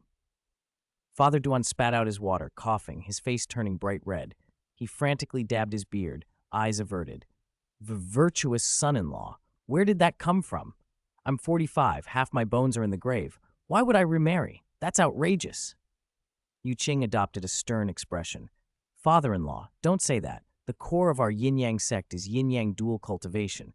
You're alone now. How can you dual cultivate? How will you increase your strength quickly? He pointed at Father Z. Look at Father Z, rank 54. Are you content to stay where you are and never see further progress? Father Duan's face flickered between green and white under the lecture. He mumbled, then sighed with helpless bitterness. Virtuous son-in-law, I know what you mean. But who would want an old widower like me? No money, no influence, mediocre talent. I don't care about any of that, Yu Qing said, putting on a commanding tone as if doing the old man a favor. You must put remarrying on your agenda. This is an order. He stood, headed to the door, then stopped, turned back with a kind smile, and delivered the final blow. If by this time next year I haven't seen you find a partner and start dual cultivating, don't even think about holding your grandchildren again. Hey! He pushed the door open and left without waiting for a reply. Father Duan stood frozen, mouth agape, utterly speechless for a long time, confusion and dismay written all over him. Father Z suppressed a chuckle, went over, and patted his old comrade's shoulder. Old Duan, though the virtuous son-in-law was blunt, his point is valid. You and I have seen the benefits of his dual cultivation method. He's looking out for you. Cheer up. After offering comfort, Father Z shook his head and walked out with his hands behind his back. The little wooden room was left quiet, the old man alone, deeply shaken, his worldview rudely adjusted, sinking into thought and bewilderment. 90. A 3-day, 3-night lesson. While Yu Qing was off discussing matters with his two fathers-in-law, his 4 wives, Duanxin, Zirui, Aru, and the fox consort, quietly pulled the newcomer, Purple Pearl, aside. The 4 women, each beautiful in her own way, circled her. 8 eyes swept over Purple Pearl like searchlights, curious and appraising, with a faint, mischievous glint beneath the scrutiny. Purple Pearl shifted uncomfortably under their gaze. She twisted the hem of her clothes, her fair face flushing, and her purple eyes flickered with uncertainty. Though she herself was a spirit master, she felt like a lamb in a den of wolves. The silence stretched until the most forthright of the group, Aru, finally broke it. She crossed her arms and leaned in until their faces almost touched, pink eyes narrowing. In a teasing, blunt tone, she asked, Sister Pearl, have you and our husband already done yin-yang harmonization? Purple Pearl's cheeks flamed. She dropped her eyes and answered in a tiny voice, Yes. Duanxin and Zirui's expressions shifted the moment they heard that one word. They exchanged a loaded look. A complicated mixture of jealousy and discomfort flickered through them, emotions they'd known were possible, but never fully prepared for. Then they reminded themselves that Purple Pearl had saved Yu Qing, likely preventing his death at sea. That thought smoothed their annoyance. Zirui, always gentle and considerate, took Purple Pearl's hand and soothed her. Don't be nervous. We don't mean anything harsh, just curious. How did husband convince you to agree to yin-yang harmonization? She almost said the blunt version aloud, then corrected herself with a soft smile. Feeling the warmth in Zirui's hand, Purple Pearl relaxed and explained in halting words. It wasn't anything terrible. Husband said it would quickly increase my spirit power. He sounded so sincere and harmless, and he even helped me hunt a suitable 5th spirit ring before that. I thought he was a good person, so I agreed. Her voice dwindled, her head bowed, the image of an innocent girl caught in a harmless deception. To the 4 battle-hardened wives, that only lit a fuse. In an instant, their faces hardened into a shared verdict. Their husband, already nearly lost at sea, had used the old trick of help hunt the spirit ring first, plus promise a quick spirit boost to ensnare an innocent. He was due a lesson. Aru's mouth curved into a devilish smile. Duanxin's eyes gleamed. Zirui's gentle expression took on a dangerous edge, and even the usually languid fox consort's eyes flashed with excitement. Aru let out a quiet laugh. 8 months, she said. It's been 8 months without yin-yang harmonization. Sisters, it's time we join forces and teach our philanderer what it's like to be drained. Agreed, Duanxin replied quickly, rubbing her palms together. He deserves a reminder. Zirui nodded, her voice still soft but carrying an unnerving undertone. That sounds very interesting. The fox consort licked her lips and smiled in a way that was both languid and predatory. A plan, cruel and gleeful in their eyes, fell neatly into place. Even Purple Pearl, caught up in the momentum, was drawn into the conspiratorial circle. When Yu Qing finally returned to his room in good spirits, he found a sight that made his scalp prickle. His 4 wives and Purple Pearl standing in a row by the bed, 5 pairs of expectant eyes fixed on him. The looks were half smiles, half reproaches, and utterly unfriendly, as if a pack of she-wolves had spotted their prey. My dear wives, what's—" His instinct was to back away, but before he could, Aru shouted, "Do it!" In an instant, she vanished and reappeared at the door with a teleportation, slamming it shut and locking it. Duanshin and Zirui moved like practiced protectors, lunging in from either side. 4 slender hands moved over Yu Qing with blinding speed. "Hey, wait, what are you doing? Mmph!" His protests were cut off by the ripping of fabric. In a few breaths, he was stripped bare, standing naked before the 5 women like a lamb at the slaughter. "What are you doing?" he stammered, covering himself with trembling hands. Aru sauntered closer, mischief flashing in her eyes. "It's been 8 months," she purred. "The sisters have missed you. Today, we intend to catch up properly." Aru and the fox consort stood guard at the door, while Duanshin kept watch at the window. Purple Pearl was placed in a small alcove to watch. What followed for Yu Qing was an onslaught of extremes, fire and ice in human form. Zirui went first. All the months of restrained longing and a touch of jealousy poured into her assault. She was quick and fiery. Her strength was the least among the 5, though, and she soon had to yield. Duanshin took over, her full force making even Yu Qing falter. After he finally managed to fend her off, the fox consort entered with a sensuous, wave-like attack that battered him for half an hour before she too had to stop. Then Aru, the powerhouse of stamina and raw current, took charge. Her campaign was fierce and relentless, lasting over half an hour. By the time she stepped back, Yu Qing's legs and waist felt like water. Exhaustion threatened to collapse him. But the campaign wasn't over. This lesson was as much a release as punishment, and the women kept pushing. They ordered Yu Qing to use his life domain to heal them between rounds, then hurled themselves back into the fray. The conflict stretched on for 3 days. Even Purple Pearl, who had started out peeking through the alcove with her eyes tightly covered, moved from embarrassment to a stunned, almost clinical appreciation. Her thoughts ran unbidden. Wow, Sister Duanshin, her assets are enormous. Heavens, Sister Ru's legs and waist are enviable. Sister Zirui is so gentle. Fox consort, what perfect proportions. When the 4 couldn't beat him even together, they looked at one another and nodded. Aru shoved the still-dazed Purple Pearl into the center. "Sister Pearl, your turn," she declared. "Ah! I won't Purple Pearl's surprised protest was silenced as she was pulled into the fight. The battle raged for another night. The 5 women fought until their eyes were bloodshot, driven by the stubborn desire to make their husband admit defeat. They refused to relent until the last moment. At dawn on the 4th day, Yu Qing feigned utter collapse. He flopped backward on the bed, clutching his lower back and wailing with the truest-looking exhaustion he could muster. "I can't do it. I surrender. Your divine might is unmatched. This husband admits defeat." The act, though slightly theatrical, was enough. Aru threw her arms around the fox consort and cheered. "We won."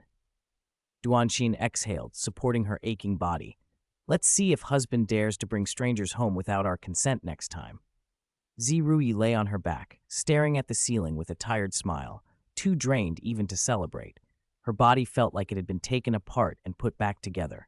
Every bone and muscle protested.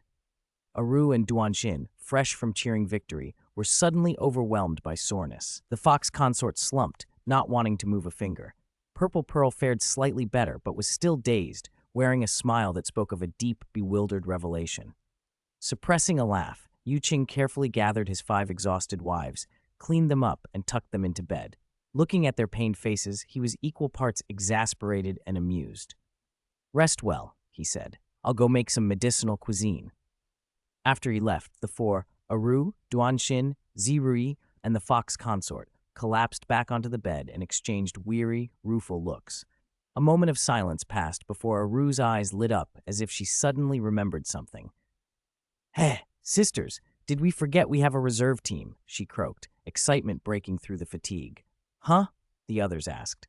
The two sisters from the Shui family we tricked into coming to Heavenly Dew City, and that grass spirit that took form, Aru said with a wicked grin. If we pull them in too, I don't believe husband could handle 8 at once. At the mention of reinforcements, the women's eyes brightened despite the soreness. A new, grander plan began to form among the slumped wives. Purple Pearl, still sitting in her alcove, could only stare in stunned bewilderment. 91. Dangerous Thoughts of Disciples. Qing had learned the route well enough now to find the kitchen dedicated to preparing medicinal cuisine without hesitation. He sorted the rare herbs, arranged them neatly, and the room filled with a subtle medicinal fragrance. He set the stove, took out a special clay pot, and began brewing a restorative meal for his 5 wives, who, after fighting bravely for 3 days and nights, were currently limp as wet rags. High-intensity, high-frequency yin-yang harmonization had given them a tremendous surge in strength, but it had also exacted an enormous toll on their bodies. If Qing hadn't used his power of life to relieve their fatigue and mend their injuries in time, one of them might already have collapsed. Even so, post-event nourishment and recuperation were crucial. He tended the heat with care, adding each herb in turn, meridian-nourishing roots, qi-restoring leaves, blood-reviving petals, until a rich aroma rose from the pot. 2 hours later, he ladled a golden, fragrant tonic into 5 warm jade bowls and carried them back to the bedroom. The scene inside had completely changed. The 5 women who had been moaning and paralyzed on the bed had struggled upright, barely dressed, each taking a seat or leaning against the headboard, trying very hard to look composed. Their knees trembled slightly, the corners of their mouths twitched when they touched a sore spot, and exhaustion still showed clearly in their eyes. Seeing Qing enter with the bowls, their faces lit up, only to clamp down and look away, as though oblivious to the tempting scent. Qing suppressed a smile and kept his expression neutral as he handed out the bowls. "Drink it while it's hot. It'll help." They took the bowls calmly in appearance, but in action, each was quicker than the last. They drank as if it were water, ignoring the heat, gulping the tonic until every bowl was empty. Satisfied sighs escaped them in unison as a warm current spread through their limbs, chasing away much of the soreness. Qing watched, amused, then said softly, "Rest now. Let the medicine take effect and get a good night's sleep." They obeyed without argument. Within moments, their exhaustion and the tonic combined, and as their heads hit the pillows, all 5 sank into a deep sleep. Qing tucked them in carefully, then slipped out and into the study next door. He sat cross-legged, closed his eyes, and began to refine the enormous residual yin-yang power left over from the incident. The energy rolled through him like a tide. It took him a full day to refine it completely. The results were staggering. The age of his 4th spirit ring leapt by 20,000 years. The dark black band grew even darker. It was only 30,000 years short of evolving into a 100,000-year spirit ring. Qing clicked his tongue in private admiration. "This efficiency is ridiculous," he thought. "If I could do this a few more times, in a year at most, all the spirit rings of my primary spirit could hit the 100,000-year mark." The image of blood-red spirit rings surrounding him made his heart race with anticipation, but he forced himself to stop. "No," he told himself quietly, "a Tao companion is a partner to walk with, not a tool to be drained for strength. Overdrawing them for short-lived gain would be foolish." After a short rest, he went to find Du Gubo to check on the progress of his 2 prized disciples, Ling Xin and Ling Mao. He found the old poison master in his hut, surrounded by jars and shelves of poisonous herbs, staring blankly at a bubbling dark green concoction. When Qing asked after the twins, Du Gubo's brows twitched. He gave Qing a long look with his emerald snake eyes and said, with a teasing edge, "Humph. I thought you were completely lost in the land of tenderness, your bones turned to jelly, and had forgotten those disciples of yours. Tell me, 3 days and 3 nights? You weren't completely drained by those ravenous wives of yours, were you? Young man, learn moderation." Qing feigned earnest pride. "Old poison, don't worry. I'm as vigorous as a dragon and tiger. 3 days and nights was nothing." Then he changed tack with a sly grin. "Besides, when are you going to consider remarrying? You can't stay alone forever." Du Gubo choked on his own saliva, coughing until his face flushed bright red. Madman Ye, are you making fun of me? He sputtered. Yu Qing adopted a mock-concerned expression. I'm serious. You're the vice sect master of the yin-yang sect. Important, powerful. You should have a Dao companion. And if you want your spirit power to leap forward, my dual cultivation secret codex is the shortcut. Keep at it, and before long my disciples Shiner and Rui might catch up to you, or even surpass you. At the mention of the twins' meteoric cultivation, Dugubo's eyes narrowed. He had witnessed Duan Xin and Zirui's rapid advancement. Envy cut deep. Yu Qing pushed on. Remember the two methods I mentioned for increasing the age of spirit rings? The God Trial is unlikely, but the other, the Dual Cultivation Secret Codex, works. Practice it patiently, and your 8th and 9th spirit rings could very well reach the 100,000-year level someday. Those words were the last straw. 100,000-year spirit ring was an irresistible temptation. Dugubo thought it over, then slapped his thigh. Fine, I'll give your codex a try. Once. With Dugubo placated, Yu Qing asked about Ling Xin and Ling Mao's performance at the Heavendo Great Spirit Arena over the past 8 months. Dugubo's face softened with admiration. 248 spirit fights, 245 wins, 3 draws. That record shook Heavendo City. The last 3 matches, drawing against spirit ancestors who were nearly spirit elders, turned a lot of heads. Many major powers wanted to snatch them away. Fortunately, I watched them closely. Otherwise, they'd have been stolen. Yu Qing bowed. Thank you, Senior Dugu. I won't forget your protection. Dugubo waved him off, then admitted, with a hint of wistfulness, those 2 of yours are exceptional. I feel a little tempted to take on a disciple myself. Yu Qing's eyes brightened. Want a disciple? Tell me who. If there's no suitable one outside, I can tailor-make a genius. He didn't hide the confidence. He had 10 high-level spirits stored in the system mall, ready for just such a purpose. Creating a small batch of reliable prodigies fit perfectly into his plans for expanding the yin-yang sect. Dugubo was stunned. You can mass-produce geniuses? He blurted. Not mass-produce, Yu Qing corrected, but cultivating a handful of top talents is well within my capabilities. They discussed details, Dugubo's wants and Yu Qing's guarantees, before Yu Qing left for the small courtyard where Ling Xin and Ling Mao lived. He heard wind whistling and sharp cries before he opened the door. Inside, the twin sisters were sparring with each other, slender, agile, moves perfectly synchronized. Their spirit power fluctuations were solid. They had not rested in the past 8 months. Yu Qing sent out a quiet mental sense and was pleased. Both had reached the rank 30 bottleneck, and their bodies, honed by medicinal cuisine and rigorous training, were comparable to a mid-level spirit ancestor. Their foundation was rock solid. Yu Qing waited until they finished a set and stopped to catch their breath. They both turned and called, "Master!" running to him with bright smiles. He ruffled their heads. "Good work. You've improved a lot these 8 months. You haven't disappointed me." They beamed, then exchanged a quick, shy glance. Ling Mao, the more outgoing of the two, couldn't help herself. In a low voice she asked, "Master, about you and the mistresses fighting for 3 days and nights, is that, really, very pleasant?" Ling Xin's face went beet red. She tugged her sister's sleeve, embarrassed, but her eyes betrayed curiosity. Yu Qing's expression hardened, and he flicked both their foreheads with a practiced severity. Not too hard, not too light. "Ouch!" they squealed, clutching their brows.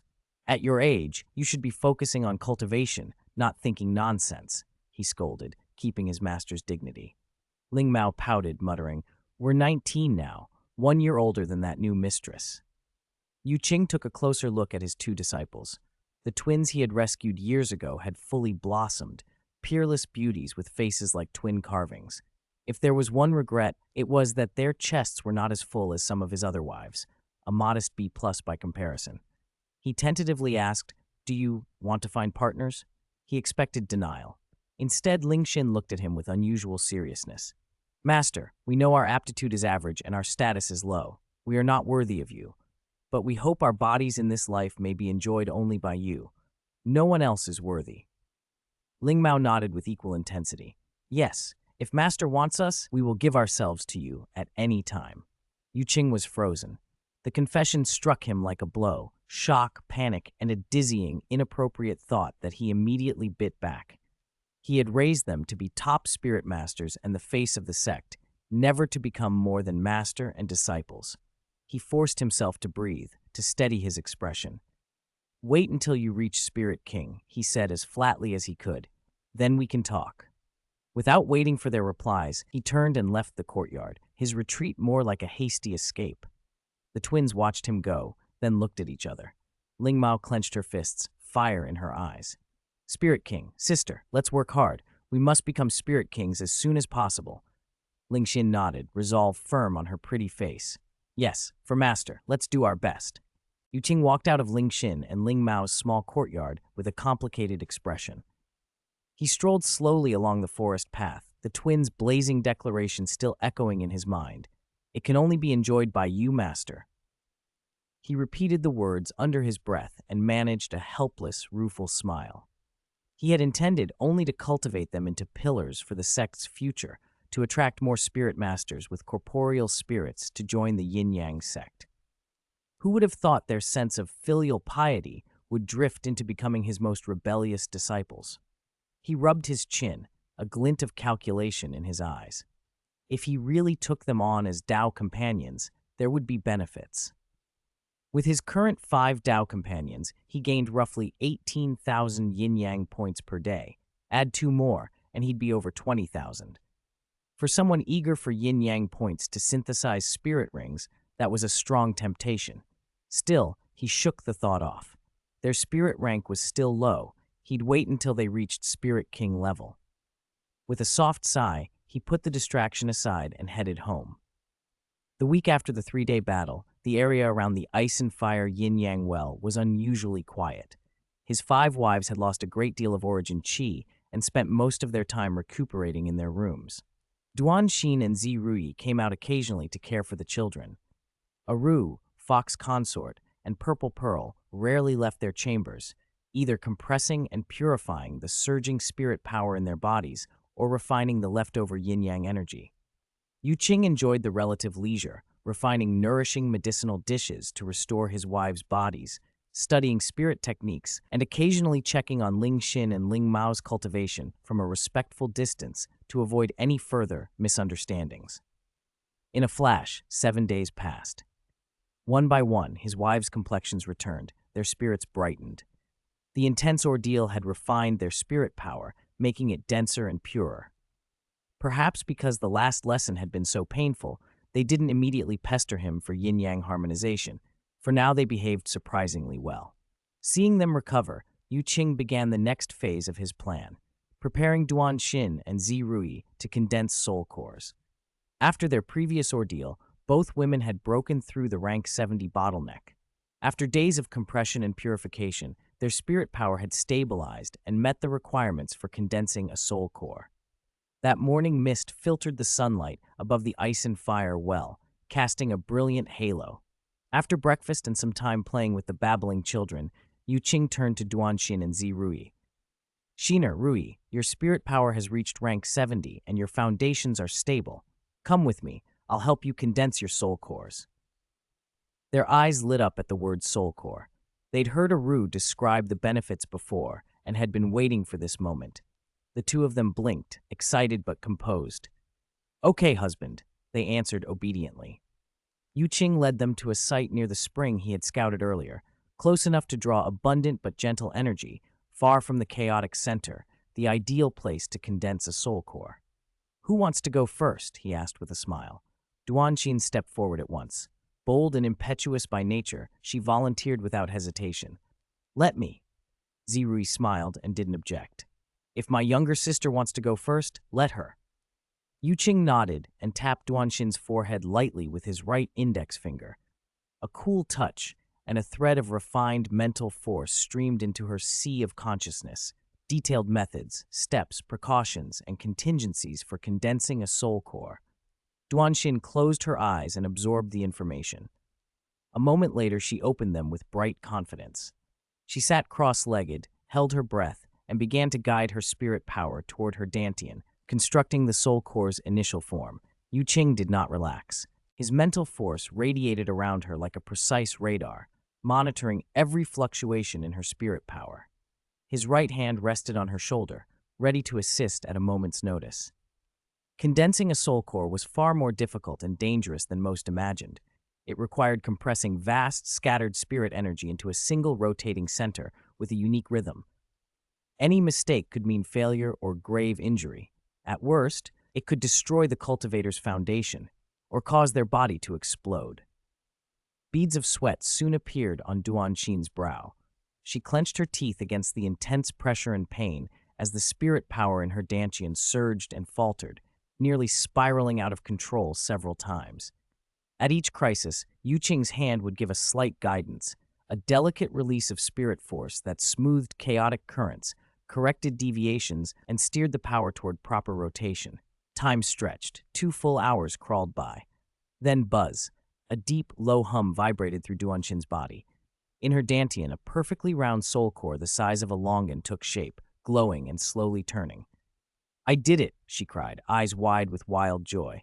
She felt her spirit power change in an earth-shattering way, denser, purer, far more potent. The total amount hadn't grown much, but the quality had improved by leaps and bounds. She sprang up and hugged Qing, voice trembling. "Husband, I succeeded. Is this the power of a soul core? It's incredible. I feel like my spirit power is endless. I could probably use my 6th soul skill 20 times in a row." Qing laughed and pinched her nose affectionately. Soul cores do more than that. They improve your martial soul true body as well. Not only do they greatly shorten the recovery period after using the martial soul true body, they also let you perform it multiple times in succession without severe backlash.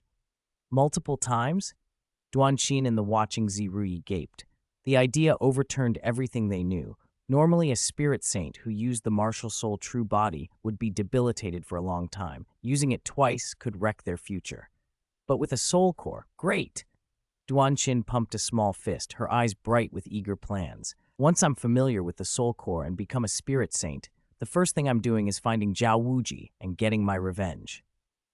Zirui's expression hardened as she remembered how close she'd come to death at Zhao Wuji's hands. "We'll go together," she said. Qing patted Duanxin and signaled for her to step aside and consolidate. Buoyed by Duanxin's successful trial, Zirui's condensing went smoother. Qing continued to act as protector, but he had to intervene far less. In just under 2 hours, another hum announced success. Zirui's soul core had formed. The normally gentle Zirui blushed with excitement as she felt the new pure power surging inside her. She looked at Qing with grateful, unwavering affection. "Husband, thank you," she murmured. Qing felt a pleasant fatigue at having guided 2 beloved wives through such a perilous procedure, but seeing their radiant faces filled him with pride. The 2 women exchanged glances, both flushed, both full of gratitude and love. Duanxin flashed a mischievous smile, leaned in, and whispered with a teasing tone, "Husband, you worked hard. Let us properly repay you, okay?" Before he could answer, the 2 of them seized him by the arms and led him to a secluded patch of soft grass and fragrant flowers. What followed was private and intimate, an expression of the wives' fiery gratitude and affection. They shed their usual shyness and yielded to the moment, exploring things they had previously been too embarrassed to try. When it was over, the 3 lay breathless and content in each other's arms on the warm grass. Duanxin, flushed and giggling, punched her fist in the air. "Hey, when I reach Spirit Saint and master the Soul Core, the first thing I'll do is go beat Zhao Wuji up." Zirui smiled softly in Qing's embrace. "We'll go together." Duanxin turned those wide eyes on Qing. "Husband, do you want to come with us to back us up and see your wife's divine might in action?" Qing pinched her cheek and laughed. "Of course, I wouldn't miss such a show. I'll be there to watch my wives display their power." "Humph, I'll cripple him in 3 moves," Duanxin said, nose wrinkling theatrically, already imagining the scene. They lingered a while longer, savoring the closeness, then dressed, straightened their hair, and left that small, sacred glade together. When Qing returned to his residence with the radiant, spring-eyed Duanxin and Zirui, he found a Ro drinking tea in the hall and Fox Consort teasing Xiaowu and Duguyan. A Ro's pink eyes flicked over Qing and the 2 women, immediately noting the faint blush still on Duanxin and Zirui's cheeks and the satisfied, lazy look that lingered between their brows. The corner of her mouth lifted in a knowing, almost imperceptible smile. Her eyes narrowed with a mischievous glint. She set down her teacup, slid over to Fox Consort, leaned in, and murmured something in her ear. Fox Consort froze for a moment, then two rosy patches of color instantly bloomed on her fair face. Shock and bashfulness warred across her expression. She began to shake her head, but Aru persisted with a few more words. Fox Consort's gaze flicked between Yu Qing and the two women who'd just come in. She bit her lower lip and finally nodded, a small, eager light appearing in her eyes. Although the exact words couldn't be heard, from Fox Consort's reaction it was obvious it had something to do with special training. Yu Qing watched the exchange and felt a bad premonition curl cold along his spine. That night, his premonition was proven right. Just as he was about to go to bed, the door opened with a creak. Aru strode in smiling, pulling a flushed Fox Consort behind her. "Husband, the night is long, and I don't want to sleep," Aru purred, her voice sweet and enticing. Her pink eyes glittered dangerously. "How about another deep exchange?" Fox Consort's cheeks were scarlet and her eyes avoided his, but the same eager light danced in her fox-like gaze, as if invisible tails were swaying at her back. Yu Qing had nothing to say. When it was over and the house finally settled, Yu Qing breathed out and wrapped his arms around his two sweat-dampened wives, one on each side. Aru narrowed her eyes lazily and rubbed against his chest like a contented cat, indifferent to his wandering hands. Her voice was hoarse with satisfaction as she murmured, "Husband, Sister Siner and Rui have already broken through to level 70 and condensed their soul cores. When do you plan to hunt for their 7th spirit rings?" Yu Qing toyed with the softness at his sides and considered. "No rush," he said. "Let them rest and adapt to the soul core for a while, until they're completely familiar with how it works." He paused, then added with a hint of mystery, "Besides, this time we'll do things differently. I have a new method to help them get their 7th spirit rings." "A new method?" Aru and Fox Consort both looked up, curiosity bright in their eyes. Hunting spirit rings always meant finding a suitable spirit beast, defeating it, and absorbing its ring. What else could there be? Yu Qing smiled confidently. "It's called the Soul Spirit Method. It's a brand new approach I've spent a lot of time researching. It allows a spirit master to obtain a spirit ring without having to hunt and kill spirit beasts." "What?" Aru's pink eyes widened and her face registered disbelief, so much so that she looked outrageously adorable. Yu Qing's hand moved on impulse. "You can get a spirit ring without killing a spirit beast? How is that possible?" Fox Consort's lips parted, her fox eyes full of shock and amazement. This overturned everything they understood about cultivation. "Husband, tell us, what is the Soul Spirit Method?" Yu Qing looked at their astonished, eager faces and felt a swell of pride. He drew them closer and said softly, "All right, I'll explain it in detail." He grew serious. First, he leaned down and gently pressed his forehead to Aru's. After a moment, he did the same with Fox Consort. Then a cool, lofty mental force, heavy with complex and profound information, flowed into their seas of consciousness. Yu Qing poured the Soul Spirit Method into them. Its principles, the step-by-step procedure, required conditions, advantages, disadvantages, and prospects for future development, a massive amount of information. The two women closed their eyes and concentrated, absorbing the astonishing, unprecedented knowledge. Time stretched. When they finally opened their eyes, the initial shock in their pupils gave way to a complicated blend of emotions: wild joy, awe, and deeper than all, a love that stirred at the core of their souls. This method wasn't just a new way to get spirit rings, it was the beginning of a new era, one in which spirit masters and spirit beasts might coexist and benefit each other. Its significance was immense, and the creator of it was the man before them. Ding detected that Tao companion Aru has developed extreme worship and identification with the host's concepts and achievements. Mental resonance has significantly increased. Affection level 5. Current affection level 95. Deeply rooted love, unwavering until death. Rewards: Affection Treasure Chest X1, Spirit Source X1, 50,000 Year Soul Ring Age Card X1. Ding detected that Tao companion Fox Consort has developed extreme admiration and submission to the host's wisdom and magnanimity. Affection 5. Current affection level 93. Deep love and devotion, willing to give everything. Rewards: Affection Treasure Chest X1, Secret Technique, Charm Eye's Cultivation Method. The system prompts startled Qing. Aru and Fox Consort's affection had been stuck at 90 and 88 for a long time. He hadn't expected them to leap past that barrier tonight because of the Soul Spirit Method. Before he could fully take that in, Aru flung herself at him, arms locking around his neck, her pink eyes overflowing with adoration and excitement. You're amazing. Fox Consort didn't speak, but bright tears glistened in her fox-like eyes as she reached for him. The next morning, Qing supported two limp, exhausted women out of their room. Heavy fatigue still lined their faces. Duanxin and Zirui, who were playing with the children in the living room, froze at the sight. "Husband, Sister Ro, Sister Fox Consort, are you all right?" Zirui asked, holding her daughter Sandalwood Yu, confusion on her face. Duanxin stared between Qing and the two women, then clicked her tongue and grinned. "Wow, Sister Ru, Sister Fox Consort, did you two fight another 800 rounds with husband last night?" she teased admiringly. Qing gave a helpless, embarrassed smile. "It's a long story. Let them go back and get some rest first." He didn't want to admit that the Soul Spirit Method had left them so exhilarated they'd more than repaid him. After laying Aru and Fox Consort down, both asleep almost the moment their heads hit the pillows, Qing went back to the living room. Duanxin and Zirui exchanged curious looks, and even Purple Pearl, who had been quietly cultivating nearby, pricked up her ears. He sighed and briefly explained the Soul Spirit Method. As he spoke, their confusion gave way to understanding and then to stunned excitement. "So that's how it works," Zirui murmured. "No wonder Sister Ru and Sister Fox Consort were so worked up. Husband, this Soul Spirit Method you developed, it's very friendly to spirit beasts." Duanxin sprang up, grabbing Qing's arm in excitement, her eyes shining. "Husband, you're incredible. You actually thought of this. You're godlike."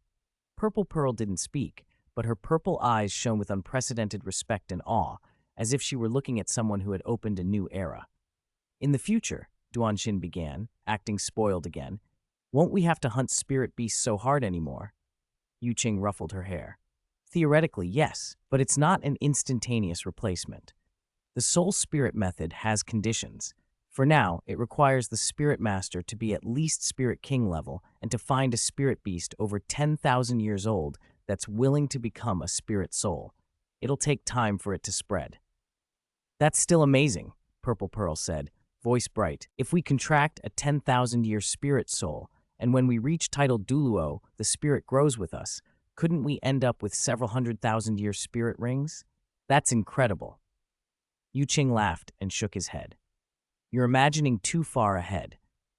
A spirit soul can grow, and a spirit master can theoretically contract multiple spirit souls, but there are limits, the main one being the strength of the spirit master's mental force. By my calculations, an ordinary spirit master, even if they reach title Douluo, could only contract at most 3 spirit souls. Unless they're a special case, a twin spirit master with extraordinarily powerful mental force, then maybe they could take 1 or 2 more." The limits didn't dampen their enthusiasm. If anything, the 3 women became even more excited. 300,000-year spirit rings, 300,000-year spirit souls. Duanxin's eyes glittered. "Isn't that enough? Just thinking about it makes me excited."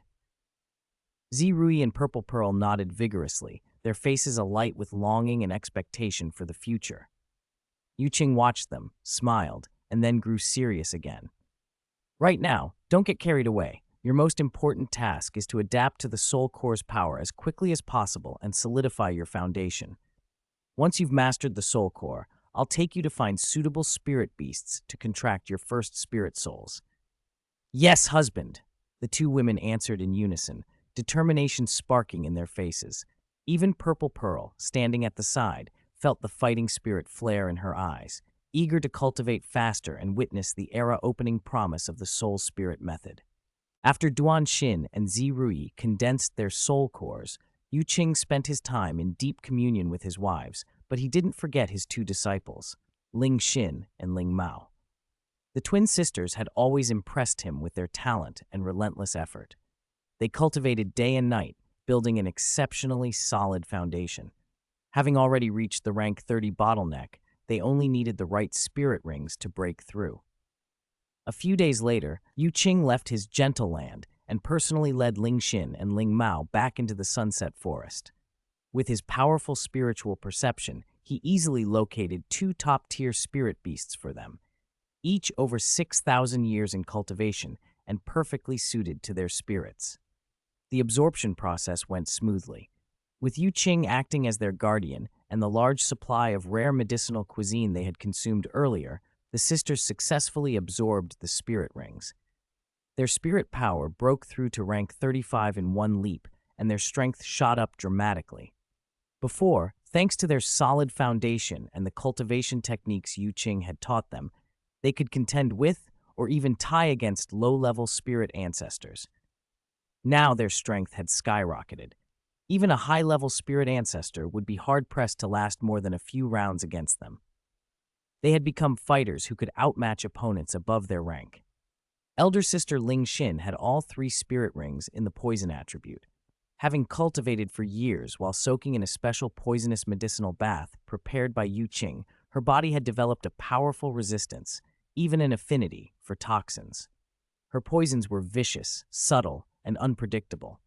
Even Douluo Bo, a legendary poison expert, couldn't help but marvel. Half joking, he said, "I think the title Poison Douluo might have to go to this girl, Ling Xin. The younger generation is frightening." Younger sister Ling Mu's three spirit rings were all metal attribute, focused on boosting strength and defense. Her attack power, explosive force, and defensive capability far outstripped spirit masters of the same type. If you called her balanced, she was outstanding in every respect. If you called her an extreme fighter, she comprehensively suppressed those who specialized in only one path. She was practically a humanoid dragon. To hone their combat skills and consolidate their rapid rise, Yu Qing took the sisters back to the Heaven Do Great Spirit Arena. This time their performance was dazzling. As spirit elders, they actively challenged spirit ancestor-level opponents, and for several days they won every single match, all clean and decisive victories. In several fights, opponents were crushed or defeated before they could even get close, undone by Ling Xin's unpredictable poisons or Ling Mao's overwhelming strength. Their battle record created an immediate sensation across the arena. Their Spirit Fight badge rank soared, rocketing to the highest Gold Spirit Fight rank. A Gold Spirit Fight badge held by Spirit Elders. This was unprecedented across the continent. Countless families, nobles, and sects swarmed forward like sharks smelling blood, offering generous recruitment proposals. The sisters flatly refused every temptation. They had only one belief: to follow their master and serve the yin-yang sect. Some forces, failing with bribery, tried darker means and attempted to kidnap them. Those fools, without exception, vanished. Their employers received courteous greetings from the yin-yang sect the next day, polite warnings carrying lethal intent, and the mysterious disappearance of a key figure. After a few incidents like that, no one dared target the top-tier sister pair again. Through these events, the yin-yang sect's mystery and power quietly spread through Heaven Do City's upper circles, inspiring dread. Time flowed. Half a month slipped by, and the continent entered the final month of the year. A year-end atmosphere began to settle over everything. On this day, Duanxin and Zirui had completely adapted to the power of their soul cores, their foundations stable and their states optimized.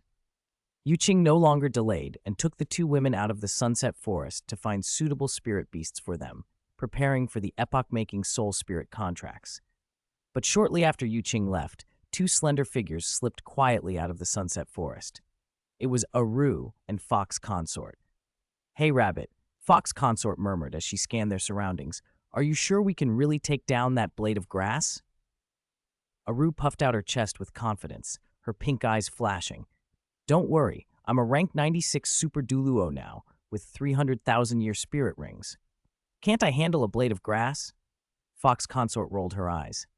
"Strength's one thing, finding her is another. Do you even know where she is now?" "Well," Aru smiled slyly, leaned in close, and lowered her voice. "I saw her once before. There was a human spirit Douluo with her whose spirit was a huge pitch-black hammer. I asked Old Poison, Dugubo, about it later. He said it looked like the continent's #1 tool spirit, the Clear Sky Hammer." "Clear Sky Hammer?" Fox Consort's purple eyes brightened. Exactly. The most famous clear sky hammer user now seems to be a guy named Tang Hao. If we track his movements and follow the clues carefully, finding that blade of grass shouldn't be hard. Listening to Aru's logic, Fox Consort looked her over with a hint of surprise. Tsk, didn't expect you, silly rabbit, to be so clever sometimes. That's a sound plan. Humph, what do you mean sometimes? What do you mean silly rabbit? Aru pouted. I've always been smart, okay? Yes, yes. Fox Consort waved a hand, then grew serious. But I don't quite get why you're so obsessed with helping husband find new sisters. You're almost possessed by the idea. The playful expression left Aru's face. She fell silent for a moment, a complex look in her pink eyes, then spoke slowly. I'm not possessed. I'm doing this for us and for all spirit beasts. For us? For spirit beasts? Fox Consort blinked, puzzled. Think about it. Aru's tone grew earnest. Husband is destined for greatness. In the future, there will be more and more outstanding women around him. Right now, in the sect, the only transformed spirit beasts who can be considered our own are the two of us. Our numbers are small. If we can bring in a few more powerful spirit beast sisters, we'll support each other. Then we can secure a more important place in husband's heart and have more influence. Fox Consort considered that, then nodded. That makes sense. Aru's voice deepened. More importantly, husband will likely become a god. Once he does, combined with the soul spirit method he created, imagine what that would mean for our kind. Fox Consort's pupils contracted, and her body trembled slightly as she grasped Aru's deeper meaning. It meant space to live and grow. It meant no longer being forced into endless bloody battles with human spirit masters. It meant a new path of coexistence and hope. So, Aru clenched a fist, her eyes burning with conviction. We must do everything we can to help husband. That's helping ourselves and all spirit beasts. Recruiting a transformed spirit beast like that blade of grass is a crucial step.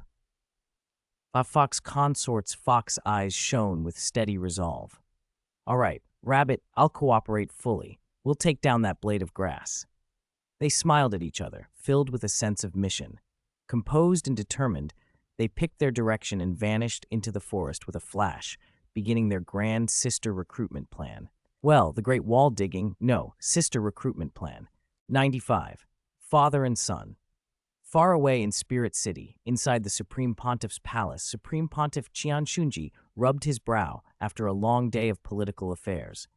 He picked up a stack of summary reports recently sent by Spirit Hall branches across the continent, updates on the movements of major powers and unusual incidents, and began to read. The deeper he read, the darker his expression grew. By the time he reached the last pages, which reported on absorption of spirit rings beyond the limit, and the sudden appearance of a mysterious yin-yang sect in Heaven-Do City, forcefully suppressing the great clans behind several great spirit arenas, his face had hardened completely. Absorbing spirit rings beyond the limit. The yin-yang sect, he murmured, fingertips tapping the table. Lately, the variables across the continent, they're multiplying. Some are on the verge of slipping out of control. He rose abruptly, thought for a moment, and walked alone toward the solemn hall of worship behind the palace. Standing before the massive doors carved with angelic patterns, he paused, took a deep breath, straightened his robes, and bowed. High Priest, he said in a steady, respectful voice, Qianshunji requests an audience. After a long moment, the heavy doors opened soundlessly. He stepped into a hall as bright as daylight, bathed in a holy glow. His gaze fell on the far end, where a tall seraphim statue emanated a faint golden light. He hurried to it, performed the proper reverence, and then turned when a calm, magnetic voice, timeless and unreadable, spoke from behind him. Speak. What is it? Qianshunji turned to see a handsome, gentle, middle-aged man in simple gray robes, his long black hair neatly arranged. He stood quietly a short distance away. His build was unremarkable, his aura restrained, yet his presence carried an undeniable majesty that drew reverence. His calm eyes seemed to see through everything and hold the whole sky within them. He was the pillar of the Spirit Hall, the high priest of the Elder Palace, an unparalleled rank 99 Super Douluo, Qiandaoliu. He was also Qianshunji's father. Father, Qianshunji almost said, then corrected himself, voice folding back into formal distance. High Priest, I intend to step down from the position of Supreme Pontiff. Daolu's face remained serene, unreadable. "Oh, you're finally willing to let go of power?" Sunji set his jaw. "Yes, I plan to retreat behind the scenes and have Bibi Dong take over as Supreme Pontiff. She's exceptionally talented and strong enough to command the people's support. As my disciple, she is suitable in status. I can use her as a figurehead to better manage the situation on the continent." He spoke plainly, revealing his intent. Daolu listened without changing expression. After a long pause, he answered slowly, distant in tone. "Very well. As long as you don't lead the spirit hall to ruin, what you do is your affair." There was neither approval nor objection in his voice, only detached indifference. A flash of loneliness crossed Sunji's eyes before he suppressed it. "I plan to announce my resignation and formally hand the post to Bibi Dong when she returns from Slaughter City." "Do it," Daolu said. Sunji drew a breath and asked the question that had been gnawing at him. "Father, have you heard of absorption of spirit rings beyond the limit?" A faint ripple finally disturbed Daolu's usually placid face. He frowned. "There are scattered records in ancient texts, but none extend more than about 100 years beyond the limit. The conditions are severe and success extremely rare." "Why do you ask?" "Because," Sunji said, voice low, "two twin spirit masters who can absorb spirit rings beyond the limit have recently appeared on the continent. Their first spirit ring is yellow, but from the second spirit ring onward, they are purple. Their current rings read yellow, purple, purple." A clear reaction surfaced in Daolu's eyes. Yellow, purple, purple. This exceeded any example of beyond the limit he knew. It simply overturned common sense. "Are you certain?" His tone darkened. "Absolutely certain," Sunji replied. "This has spread through Heaven-Do City like wildfire and was witnessed by countless forces. They even received gold spirit badges, recognized at the rank of spirit elder." Silence fell in the hall. After a long while, Daolu spoke, his voice heavy with unchallengeable authority. "Contact them. But remember, befriend them if possible. Do not turn them into enemies, and do not use force." He understood his son's instincts too well. Sunji's hunger for control and his ambition to unify the continent could drive him to extreme measures. For example, the episode with Bibi Dong in the secret room earlier had already made Daolu wonder whether this was truly his son. If not for Sunji's spirit being the seraphim, he might have been tempted to cast him out of the angel family. Sunji paused, pressing the point. "Father, why? Such talent, if the spirit hall can't use them." Daolu cut him off with just 2 words. "God trial." "God trial." Sunji's pupils constricted, his body trembling. Disbelief and a bitter, buried jealousy flashed across his face. He could not accept that someone could receive a god's trial when he, the noble inheritor of the seraphim spirit and supreme pontiff, had never caught a god's attention. He clenched his fists until his nails bit into his palms, forced himself to breathe slowly, and managed a dry, restrained reply. "Understood. Your son will act accordingly." Having received his father's instructions, Sunji bowed, then withdrew from the hall of worship. The heavy doors closed behind him, separating the world inside from the one outside. Within the empty hall, Daolu remained alone. He stared up at the seraphim statue for a long time, then let out an almost inaudible sigh. Blinded by power and desire, calculating and ambitious, how can such a heart be worthy of a god's favor? The sigh echoed through the quiet hall and then faded into silence. 96. Ember Dragon. After a month and a half of long-distance travel, Yu Qing, accompanied by Duan Xin and Zi Ruyi, stepped once more into the vast, mysterious heart of the Star-Do Great Forest. Towering ancient trees blocked the sun, and a raw, primeval aura hung over everything. In only a year, this was his 3rd time venturing deep into this place, yet each visit marked another crucial breakthrough. This time, he did not linger in the outer reaches. Cradling Duan Xin with one arm and holding Zi Rui's hand with the other, he gave a slight mental command. With a hum of silver light, a stable spatial passage blossomed around them, an instant, profound corridor. Thanks to greater mastery of the star flash skill and a deepening grasp of the spatial law, the passage Yu Qing opened could now span distances of up to 100 miles and was far more stable than before. In a flash of silver light, the 3 of them vanished. After several transits, they bypassed the distance between the mixed zone and the core zone and arrived silently at the shore of the Lake of Life, the most sacred center of the Stardew Great Forest. Life aura surged at them, almost tangible. The blue surface of the lake shimmered with green light, and a towering ancient tree at its center gleamed emerald, radiating vigorous vitality.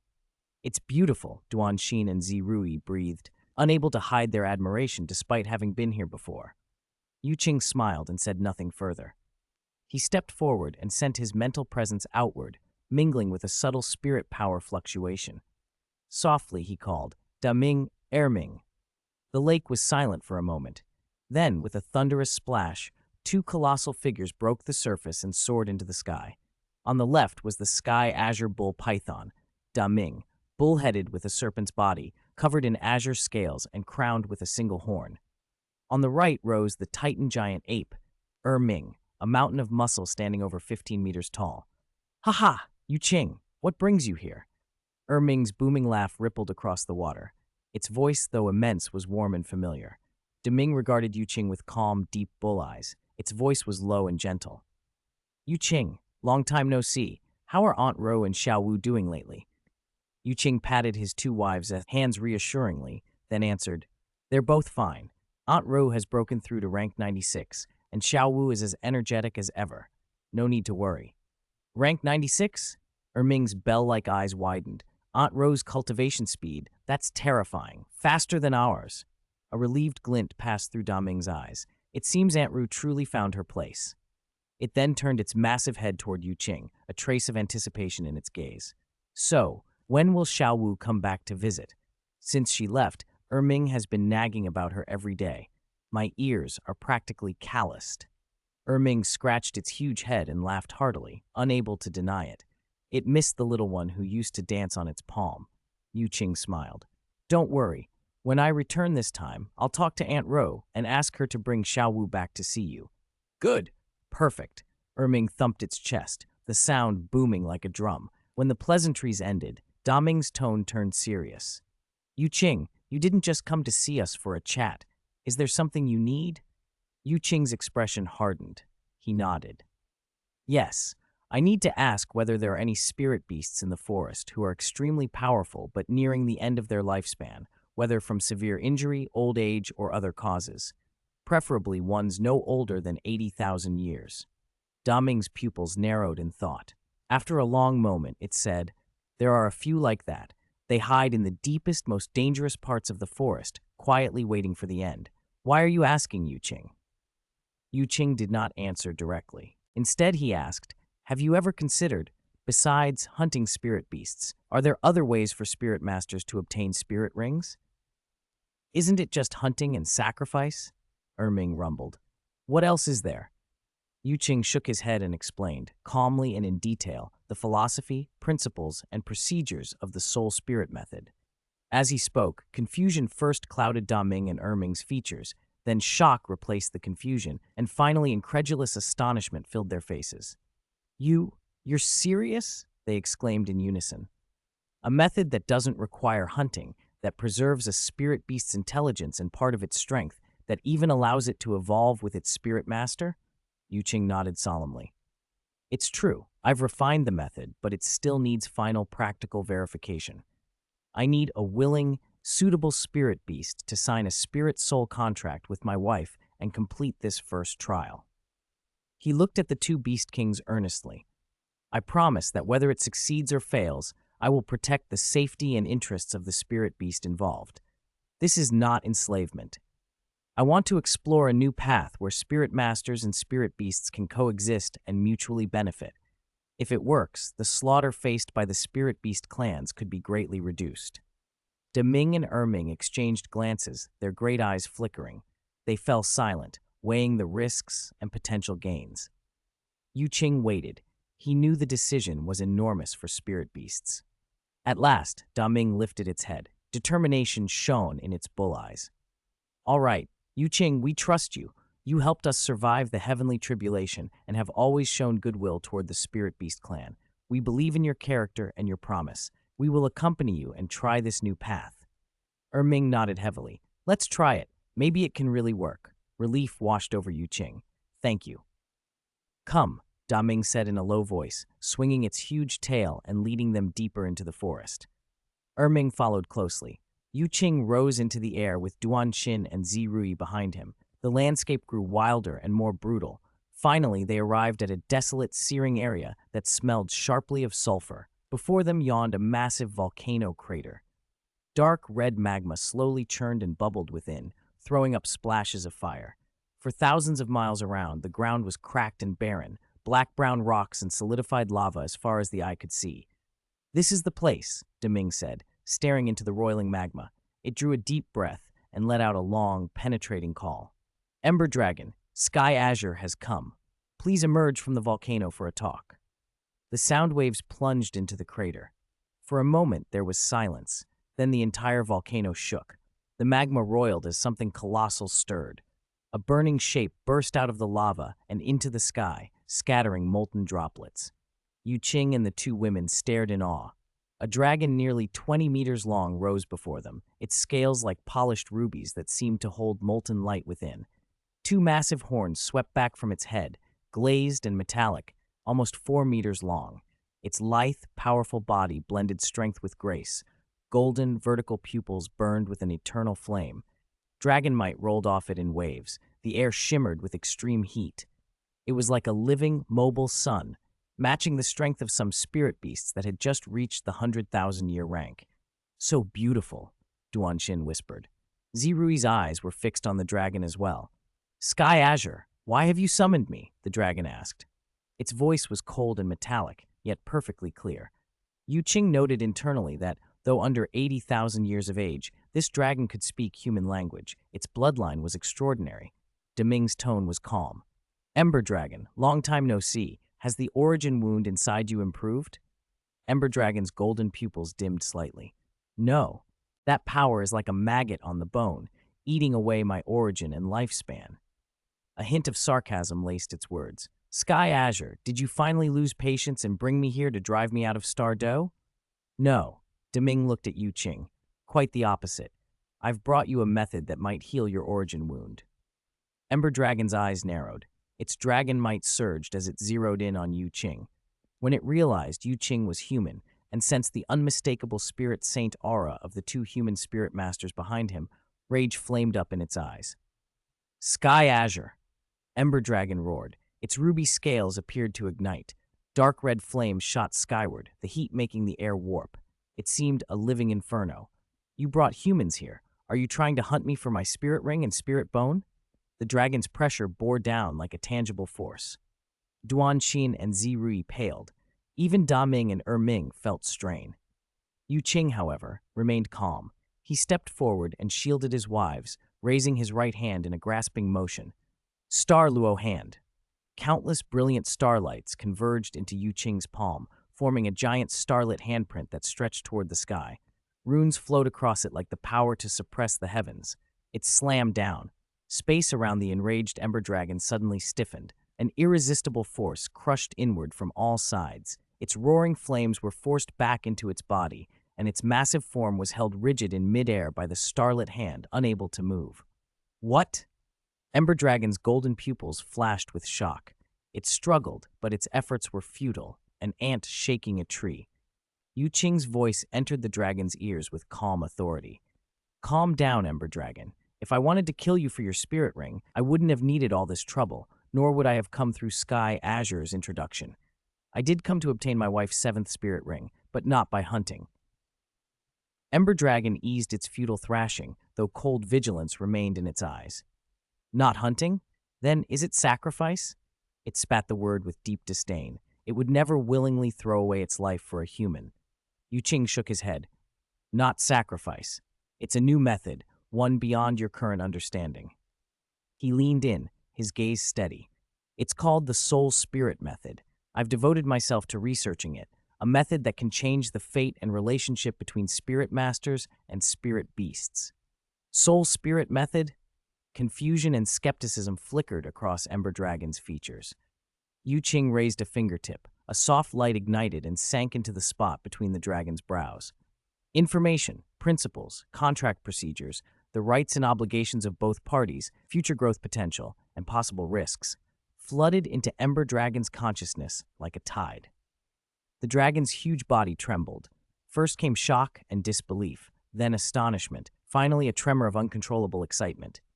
To retain intelligence, share growth, even reshape the body, this method was salvation for a spirit beast like it, trapped and desperate. 5,000 years ago, it had fought a hell demon dog for territory.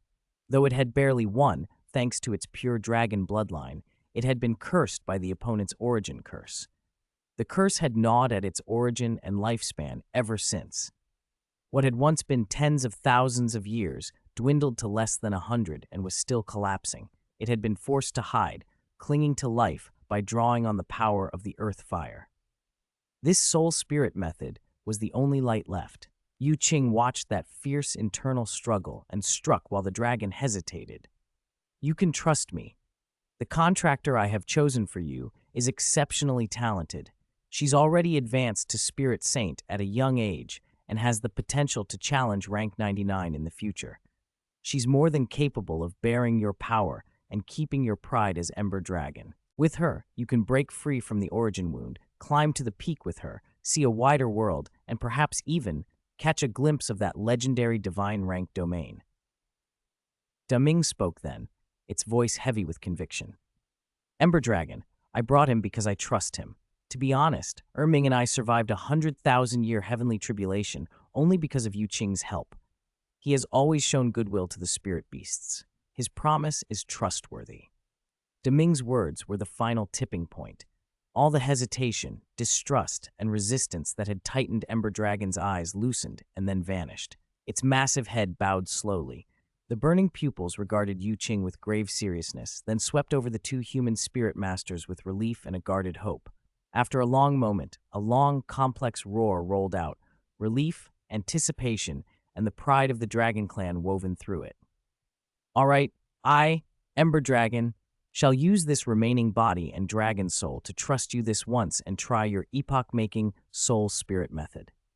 97. The first soul, Qing led Duanshin before the Ember Dragon's massive form. The size difference was enormous, but in that moment the two of them made a strange kind of balance. Duanshin looked up at the magnificent dragon before her, its body like molten ruby and volcanic rock. Tension flickered in her eyes, but beneath it burned determination and courage. The Ember Dragon lowered its great head. Its golden vertical pupils studied the small human woman with a complicated expression. "Sheener," Qing said calmly, his voice steady and reassuring, "release your spirit, then follow my guidance. Learn my hand seals, and listen to my incantations." "Yes, husband," Duanshin answered, nodding. She drew a deep breath, and crimson light flashed in her eyes. A scorching aura erupted from within. The phantom of a majestic dragon roar echoed behind her. Fine red scales shimmered across her skin, and a pair of translucent crimson wings unfurled behind her, the crimson flame-red dragon, manifesting. Qing began to form hand seals, his fingers moving smoothly and precisely, leaving ghostly afterimages. Ancient and intricate seals flowed from his hands like threads weaving an invisible web of law. He chanted a low, arcane incantation. Each syllable carried a peculiar force that made the surrounding energy resonate. Duanshin focused entirely on Qing's hands and voice. She imitated his seals as best she could and repeated the incantation, clumsy at first but intensely concentrated. With every seal and phrase, the phantom of the crimson flame-red dragon within her brightened. Golden characters condensed from the void, alive as if, and branded themselves sequentially onto the spirit phantom. They multiplied and linked, forming an enormous, complex golden contract formation that radiated a vast, irresistible aura. The formation slowly turned, expanding to envelop the Ember Dragon. When the final seal was set and the last line uttered, both Qing and Duanshin shouted together, "Contract complete." The golden formation exploded in blinding light. The volcanic crater filled as if daylight itself had arrived. A profound contract power spread between heaven and earth. The Ember Dragon trembled, closing its burning golden eyes. In its sea of consciousness, a complete contract document of countless golden runes appeared. It read each clause carefully, feeling the fairness, restraint, and promises embodied there. After a long moment, it opened its eyes. The last shadow of hesitation vanished. With a high, powerful roar, A pure mental force mixed with its origin mark surged from its brow like flowing molten rock and hammered into the golden formation, scorching a dragon-shaped seal onto the contract document. The contract was established. Then something miraculous happened. The Ember Dragon's great ruby-scaled body began to glow white, becoming transparent and insubstantial.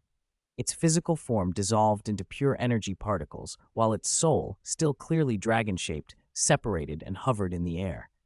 The energy-formed body condensed and contracted, finally solidifying into a huge, ink-dark spirit ring whose edges flickered with a corona of burning light. This feeling, the Ember Dragon's soul murmured, bewildered. It's somewhat like sacrifice? Qing answered at once. This method borrows some principles from sacrifice, but its essence is entirely different. Sacrifice is absolute and one-sided, an offering from the spirit beast. The soul spirit method is fair and symbiotic. The spirit beast keeps its intelligence and power, and the spirit master provides a platform for growth. Both sides benefit and grow together. It's the fairest kind of contract. At that moment, the black spirit ring that had just settled around Duanshin erupted. A torrent of energy poured into her like a broken dam, slamming into her meridians, Dantian, even her soul. Duanshin's face drained of color.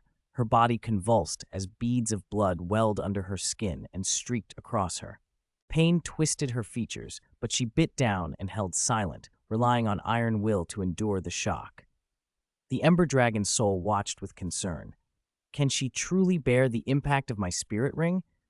I'm only 75,000 years old, but because of my bloodline, the sheer magnitude of my spirit ring's energy rivals that of many 80 or 90,000 year rings, even approaching some newly entered 100,000 year ones. This is no small thing. Qing's eyes tightened for a moment, but his voice was resolute. She's my wife. I trust her will and ability without reservation. Besides, you need to witness this yourself, whether the contractor you chose has the resilience and potential worthy of your pride. The Ember Dragon fell silent, watching. It could not deny that the human woman's tenacity exceeded its expectations. Time crawled in agony. A day and a night passed. Duanshin fought through the pain without giving up. Her will, tempered like steel, grew stronger with each trial. This resilience owed not only to her character, but also to Qing's long cultivation. Rare medicinal cuisine had consolidated her foundation, and the Thousand Refinements regimen had repeatedly tempered her physique, making her body far tougher than ordinary spirit masters of her rank. Only with that strength could she hope to survive such a terrifying influx. Qing showed calm on the outside, but felt the strain inside. Relief came only when he saw Duanshin's contorted expression gradually smooth and the bleeding under her skin begin to clot.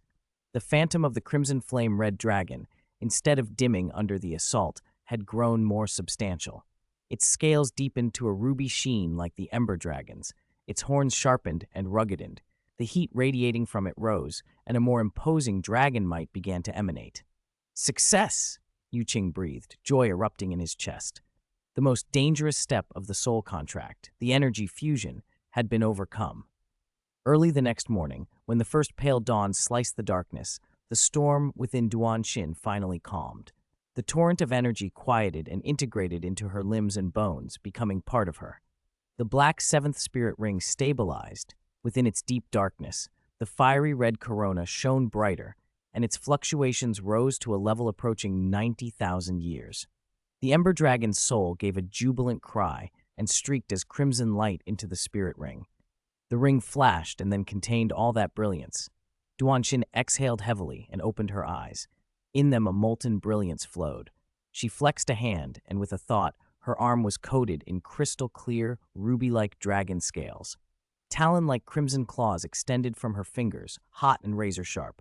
This is, she stared amazed at the tidal power within her. Her spirit rank surged wildly. Rank 70 bottleneck, 71, 72, 73, finally stabilizing at rank 75. She had risen 5 ranks. Husband, I succeeded. I really succeeded. She leapt up, hugged Qing, and cried with joy. This was more than a rank increase. It was a transformation of her very life. Her bond with her spirit felt closer than ever, as if she had truly become a dragon. Qing smiled and patted her back, pride bursting in his chest. You did it. This proves my soul spirit method works. Come, he said, releasing her with a grin. Release your seventh spirit ring and show everyone, your first spirit soul companion. Duanshin nodded, radiant. With a thought, 7 spirit rings rose in sequence beneath her. Yellow, yellow, purple, purple, black, black, black. The 7th ring was a full circle larger than the rest. Its deep black was edged with a burning corona, and its energy signature was frighteningly close to 90,000 years. Yu Qing's eyes widened a little. During the contract, it actually used the Ember Dragon's pure origin and the depth of the Soul Spirit method to raise the Spirit Ring's effective age to near 90,000 years? An unexpected bonus. Duanshin cried out, 7th Spirit Ability, Martial Soul True Body. The near 90,000-year black ring burst with light. Duanshin was wrapped in crimson brilliance as red jade-like scales unfurled over her whole body. Within moments, she transformed into a colossal flaming dragon over 15 meters long, its body of crystalline red jade, slender, elegant, but exuding terrible dragon might and heat. This was her martial soul true body, the Scarlet Flame Ember Dragon true body. At the same time, the 7th ring detached and solidified into a living ember dragon about 5 or 6 meters long. It was compact now, but sharp-eyed and intelligent, its golden eyes burning with flame. It circled and roared with unrestrained joy. Ha ha! It's gone. My blasted origin wound is truly gone. I don't have to wait for death. Ha ha! The Ember Dragon's soul reveled in its new life. The Sky Azure Bull Python's huge ox-like eyes showed relief as well. Ember Dragon, congratulations on your rebirth, it rumbled. The Ember Dragon settled and looked at Da Ming, its dragon eyes full of gratitude. Thank you, Tianqing. I will never forget this kindness. Then it turned to Yu Qing, solemn, human. No, Yu Qing. Thank you. Your soul spirit method saved me. I swear by the dragon god, from now on I will protect your wife, help her reach the peak, and never betray this contract. Yu Qing nodded. He could feel the Ember Dragon's soul strength, and knew it was no less than that of an ordinary titled Douluo. With its protection, Duanshin's future was far safer. Then the Ember Dragon dipped its head toward the churning lava. For a moment its eyes clouded with memory, and it plunged into the molten sea. Moments later it burst up through the lava, and in its mouth it held a dark red torso bone that pulsed with fierce energy. It placed the bone before Yu Qing. This is the torso bone of a 100,000-year hell demon hound. 5,000 years ago, it inflicted the origin wound on me. I paid dearly to kill it. Its spirit bone has been submerged in this lava, suppressed and nourished by my power. As a token of my gratitude, I give it to you. Yu Qing picked up the bone. It was warm, yet exuded a cold, fierce aura. A quick perception told him it was indeed a high-quality 10,000-year spirit bone and matched Duanshin's spirit attributes perfectly. Without hesitation, he tossed it to her. Sheener, it fits your attributes. Take it and absorb it. Duanshin caught it joyfully. Thank you, husband. She sat cross-legged immediately and began to absorb the bone. The Ember Dragon watched, stunned. Human, you just gave her a 10,000-year spirit bone so casually? Yu Qing smiled. She's my wife. What's mine is hers. This bone is of little use to me, but it's priceless to her. If it can strengthen her, that's where it should go. The Ember Dragon fell quiet, its gaze toward Yu Qing complex. Finally, it nodded. As a partner, you are admirable, human. A hint of admiration and envy touched its tone. Then it changed again. Red light flashed, and it shrank into a tiny red jade dragon, 50 centimeters long. It fluttered to Yu Qing's shoulder and curled there, affectionate. Yu Qing reached out and stroked its cool, hard scales. Several hours later, a stronger aura burst from Duanshin. She had fully absorbed the torso bone. Her spirit power surged from rank 75 to rank 79, one step from Spirit Douluo. Had she not condensed a soul core, and with the heavy cost of breaking ranks, she might even have pushed further. The little Ember Dragon on Yu Qing's shoulder also suddenly emitted a scorching fluctuation, its aura rising to hint at the pressure of a 100,000-year spirit beast. Yu Qing looked at the Jade Dragon in surprise. The little dragon lifted its head, eyes bright with something like awe. Spirit, soul, and host, sharing life and power, growing together. Your soul spirit method truly opened my eyes. At this rate, I may soon reach the 100,000-year level. It cocked its head and fixed its golden pupils on Yu Qing, half joking, half serious. I have to say, human, if you weren't human but a powerful spirit beast, I'd insist on keeping you by my side as my partner. Yu Qing's mouth twitched. Wait, you're a female dragon? He realized belatedly. The little ember dragon blinked. Yes, of course. Didn't Tianqing tell you? Yu Qing had no answer. The Sky Azure Bull Python had never mentioned it. He had simply assumed the domineering ember dragon was male. A bold, absurd thought popped into his mind. System, can I contract a spirit soul as a Tao companion? If that were possible, wouldn't that be hiss? 98. Covering Cloud's Flower Emperor. As long as it is a female creature, it can become the host's Tao companion. The system's answer was simple and blunt, but it dropped into Yu Qing's mind like a stone in a still lake, stirring 1,000 ripples of thought. It wasn't that he really harbored improper inclinations toward a dragon, at least not yet, but he could not deny the obvious. This ember dragon was an endless source of high-quality, sustainable yin-yang points. With a cultivation age near 100,000 years, if they formed a Tao companion contract, it could easily provide more than 2,000 yin-yang points a day. That kind of steady yield would accelerate his accumulation enormously. He pushed that tempting thought aside. The immediate priority was finding a suitable spirit beast for Zirui and completing her spirit soul contract. Yu Qing steadied his mind, turned to the massive Sky Azure Bull Python and asked, Deming, do you know of any powerful plant-type spirit beasts in the Stardew Great Forest? Deming's ox-like eyes pondered for a long moment before it shook its head.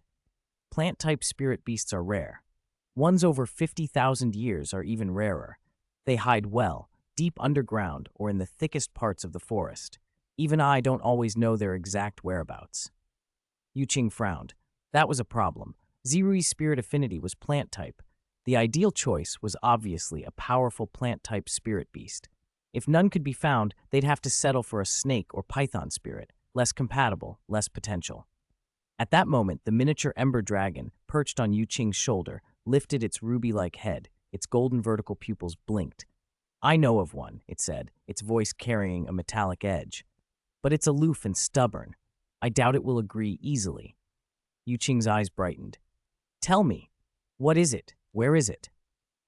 The ember dragon beat its tiny wings, recalling, a cloud-shrouding flower emperor just reached 70,000 years. It originated from the common cloud-shading vine, but underwent a rare mutation. It's strong, specializes in concealment, trapping, and mental interference.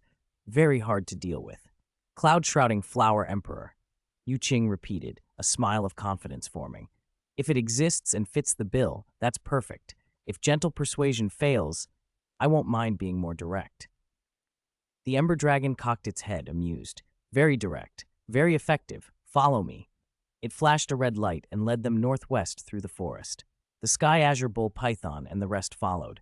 After about half an hour, they came above a narrow, peculiar gorge. Sunlight barely reached the bottom. The place was dark and damp. Deep purple vines carpeted the sides and floor.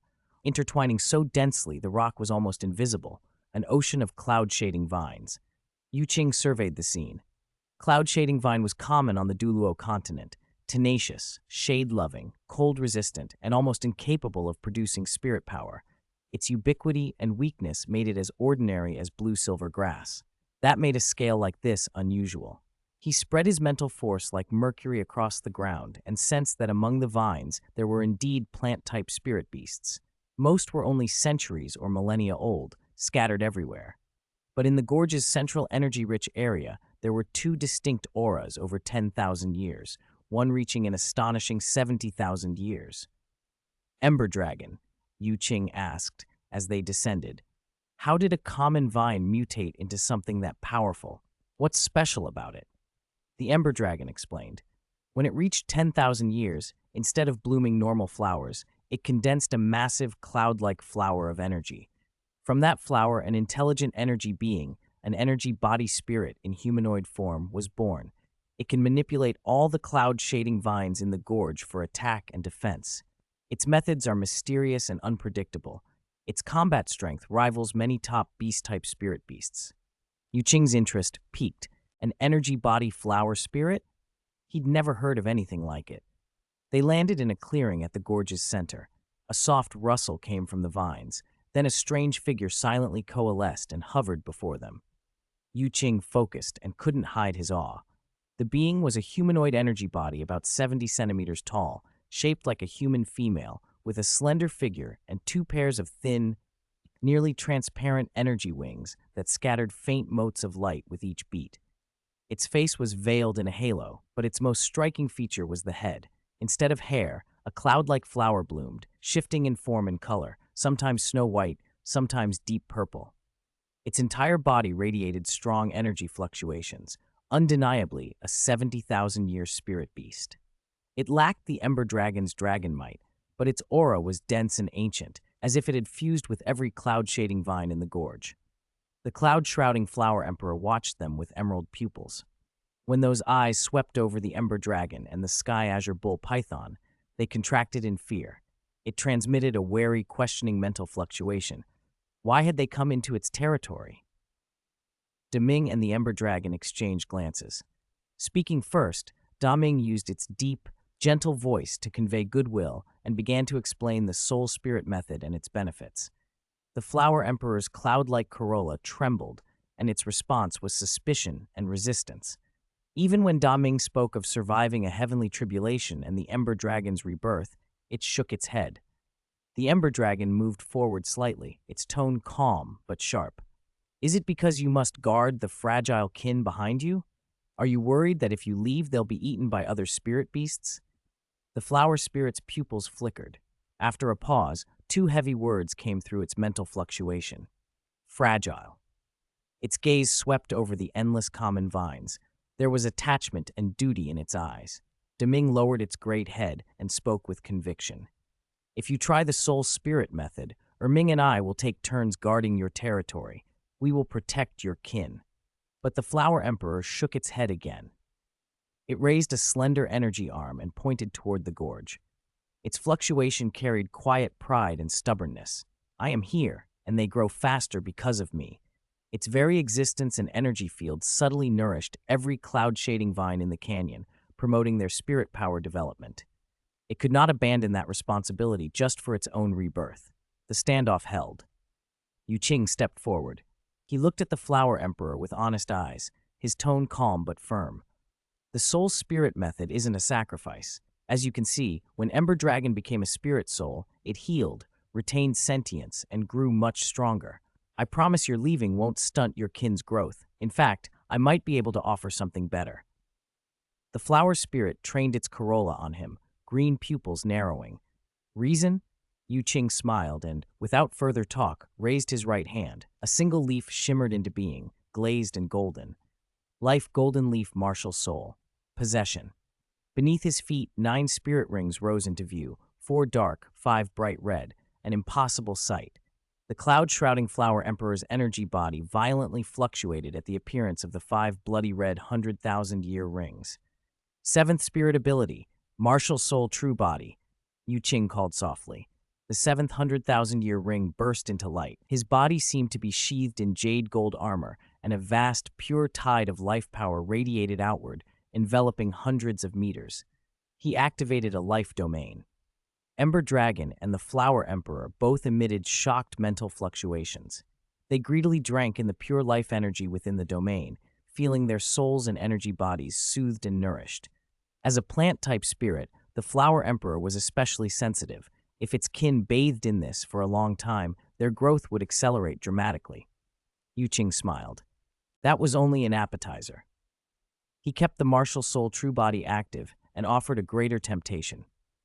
I have a treasure land, the Ice and Fire Yin-Yang Well, where extreme cold and heat spiritual qi converge. It's paradise for plants and accelerates growth.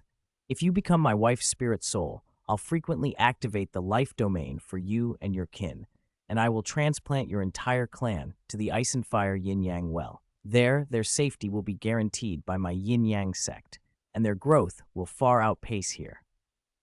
He did not say it outright, but he envisioned more. Transplanting the gorge's cloud-shading vines to the Yin-Yang Well, managed by the Flower Emperor as a spirit soul, supplemented by his life domain and the well's nourishing qi. With Dugubo's poisonous miasma and the Yin-Yang two-pole sect's protective great array in place, the Ice and Fire Yin-Yang Well could become an impregnable heavenly cave blessed land, a top-tier forbidden zone on the Douluo Continent. It was a tempting, mutually beneficial plan. The Flower Emperor's corolla fluttered violently. Its pupils were torn between duty and a brighter future for its clan, between preserving its 10,000-year responsibility and seizing a chance at rebirth. It looked at Qing and felt the comfort of the life power. It looked at its kin, already growing reliant on its energy. Then it looked back at Qing's sincere face. After a long, agonizing pause, the spirit made its decision. It raised an energy arm, pointed at Qing, and transmitted two solemn words. I agree. Those two words seemed to drain it of strength. Qing, Deming, and Ember Dragon all exhaled quietly. Their persuasive effort had paid off. Rui, come here. Qing dismissed the martial soul true body and waved for Rui. She swallowed her excitement and nerves, stepped forward, and stood at his side. Relax your mind. Watch carefully. Remember with your heart. Qing began the hand seals and chanting again. Rui focused and mimicked him. The familiar contract magic array lit up. The procedure mirrored Duanxin's earlier rite. After the cloud-shrouding Flower Emperor read the contract text, it gladly imprinted its mental origin mark. Its energy body condensed into a deep black spirit ring that settled onto Rui. Its soul separated and hovered beside her. Rui endured the spirit ring's energy impact. Her trial was a bit shorter than Duanxin's because the Flower Emperor's bloodline was weaker than the Ember Dragon's, but it was no less painful. Her outward gentleness concealed inner resolve. With Qing's training behind her, she endured and passed. The contract was sealed. Rui advanced to Spirit Saint. Her spirit power leapt from level 70 to 74. The rise wasn't as dramatic as Duanxin's, but it was still astonishing.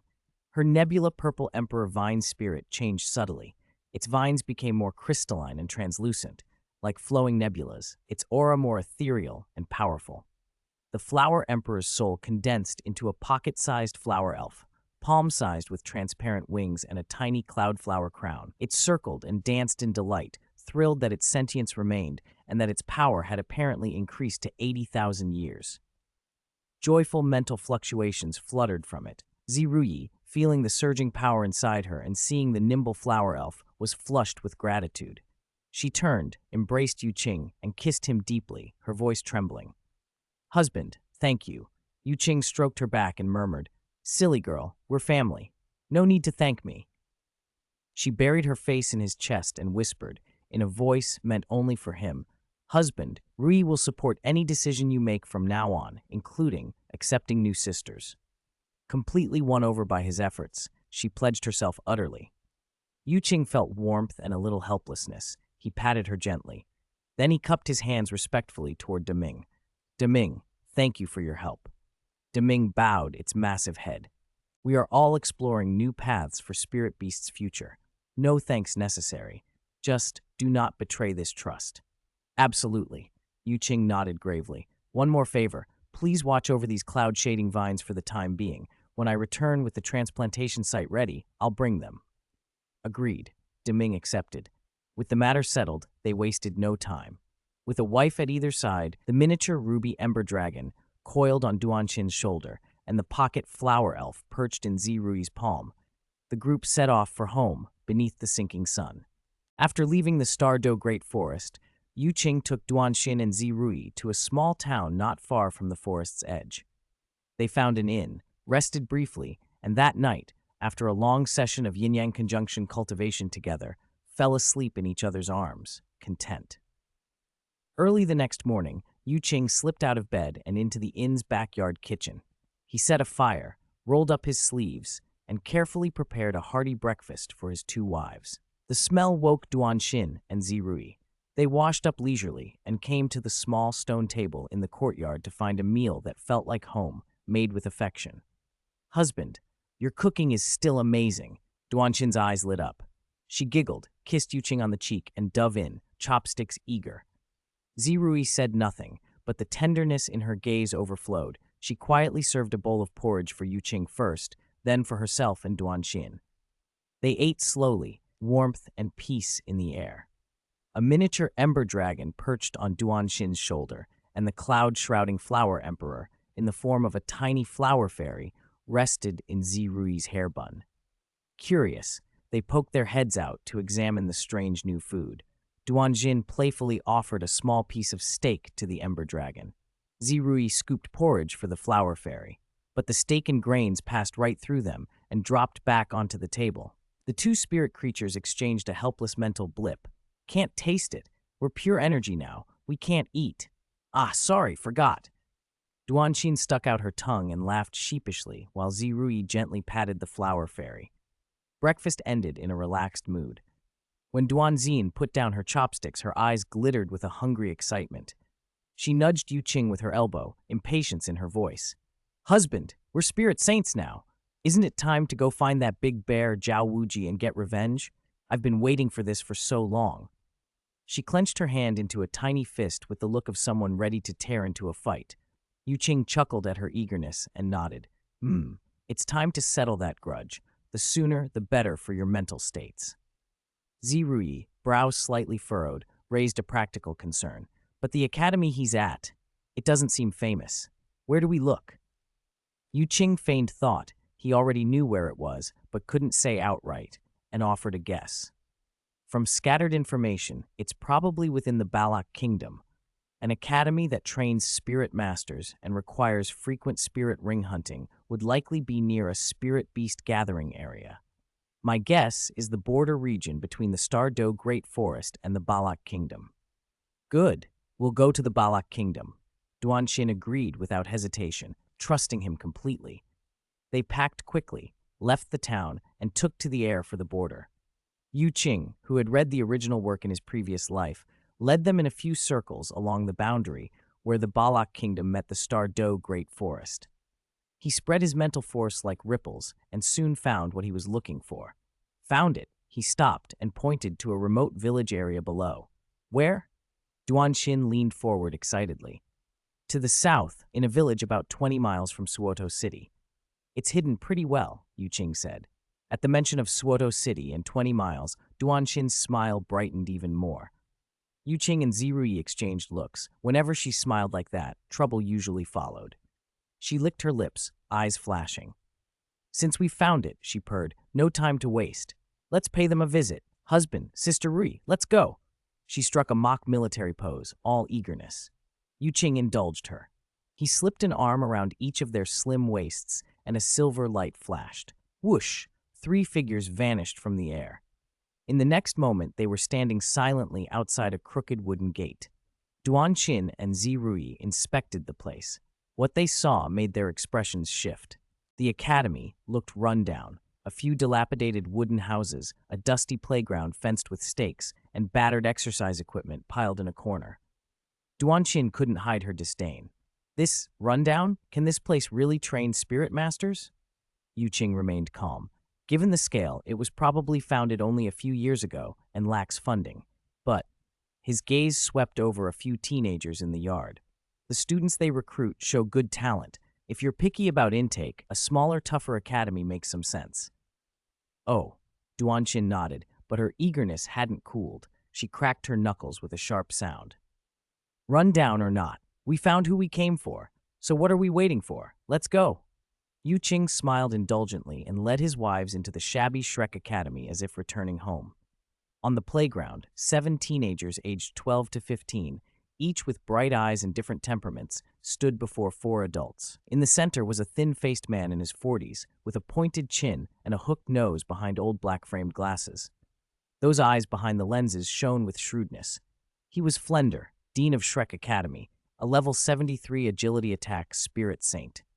Beside him stood a burly, knotted man like an iron tower, fierce-faced, short hair bristling, radiating power. Close inspection hinted at hidden exhaustion and gloom in his bronze bell eyes. He was Zhao Wuji, Vice Dean, a level 71 attack spirit saint. The other 2 were a chubby, sincere-looking, middle-aged man, the food system spirit emperor Shaoxin, and an elderly, slightly stooped spirit king, Li Yusong. Flender adjusted his glasses and, after sweeping the students, fixed a stern look on Zhao Wuji. "Zhao Wuji, when you take the students to the hunting spirit forest to obtain their 3rd spirit rings, remember this: restrain your temper. Don't be as arrogant and overbearing as last time. If you run into some passing titled Douluo who doesn't like you, you might not be so lucky next time." A muscle twitched in Zhao Wuji's fierce face. Fear and humiliation flashed in his eyes. I know, boss. This time I'll keep my head down, absolutely low-key. 3 years earlier, a one-sided, humiliating defeat had left him with 2 broken ribs and damaged internal organs. He'd been bedridden for half a year. Worse, because of his injury, his prized disciple Qin Ming had to hunt in a lesser spirit beast forest and obtain only a 1,000-year spirit ring when he needed a 5th-year ring. It had become an unhealed scar in Zhao Wuji's heart. Another blow came when a graduate he had favored, who had provoked Duan Xin and Zi Rui and was nearly crippled by Yu Qing, died while out gaining experience. The hits left the once hot-tempered, immovable Bright King dejected. His spirit power had stalled at 71 for 3 years. Under pressure, his personality had hardened with caution. Flender's stare was deep but not harsh. He knew Zhao Wuji hadn't had it easy. Zhao Wuji drew a heavy breath, forced his thoughts into order, and stepped forward to address the students. All right, kids, prepare to. Before he could finish, a crisp, pleasant female voice, playful with a hint of cold, echoed from above the playground and cut him off. Zhao Ji! Today, you won't be leaving. Everyone stopped. Flender, Zhao Wuji, Xiao Xin, Li Yusong, and the 7 students turned toward the academy gate. 3 figures had appeared silently there. Centered in a simple green robe with an indifferent air stood a handsome young man with a faint smile, calm, almost like a tourist. On his left and right were 2 exceptionally beautiful women with contrasting temperaments. The one on the left wore red martial attire that traced a fiery figure, arms crossed, chin lifted, her eyes burned with battle intent and a teasing playfulness. She smiled wickedly at Zhao Wuji. The woman on the right wore a light purple dress, serene and gentle, yet beneath that calm lay a hidden chill. They were Yu Qing, Duan Xin, and Zi Rui. Flender's alarm bell rang. He stepped forward, pushed his glasses up, and his gaze sharpened as he demanded, "Who are you?" He sensed ill intent. The spirit power from the woman in red even made his heart flutter. But before anyone could answer, Zhao Wuji saw Yu Qing's face and reacted as if struck by lightning. His massive form trembled. Color drained from his face, pupils shrank, and unbounded terror and disbelief overwhelmed him. It's you!" Zhao Wuji blurted, voice cracking. He staggered back, as if facing the most terrifying thing in the world. Images from that night 3 years ago, being toyed with and beaten without any strength to resist, rushed back like a nightmare. How had Yu Qing found them here? Yu Qing looked at Zhao Wuji, who was trembling all over and pale as a sheet. A gentle, almost nostalgic smile appeared on his face. He greeted him in an easy tone as if meeting an old friend after a long absence. "Zhao Wuji, long time no see." To Zhao Wuji, the casual greeting sounded like a death warrant. His massive frame shook even harder. His voice trembled uncontrollably as he stammered, Excellency, do you have business with me?" Yu Qing shook his head, stepped aside, and let his gaze fall on the 2 women at his side. Both of them radiated cold, killing intent. He said flatly, "It's not me you should worry about. It's them. They have old scores to settle with you." Duan Xin's voice, laced with frosty killing intent, exploded like thunder. She stepped forward, eyes fixed on Zhao Wuji. Each word she spat felt like ice on jade. "Do you remember us? 3 years ago, your precious student publicly insulted us. We only wanted to teach him a lesson, but you, as his teacher and unable to tell right from wrong, tried to kill us. If not for my husband, we would already be dead. Today, I'm going to turn you, the immovable Bright King, into a blind, dead bear to avenge that grudge." Zhao Wuji's pupils constricted. Before he could explain or beg, Duan Xin blurred into motion like a crimson afterimage and appeared in front of him. Her fist, armored in dragon scales and wreathed in scorching flame, struck Zhao Wuji's chest with a thunderous boom. The impact sounded like a giant drum being struck. Zhao Wuji, unable to defend in time, was blasted off his feet and hurled across the playground in a pathetic arc before crashing dozens of meters away, throwing up a cloud of dust. Ugh! Blood leaked into Zhao Wuji's mouth. He crawled up, glancing at his chest. The fabric had been torn away, leaving a clear fist mark and bright red, aching skin. Fortunately, his thick hide and strong defenses kept the injury superficial, concussion and bruising rather than mortal damage. So fast, such strength.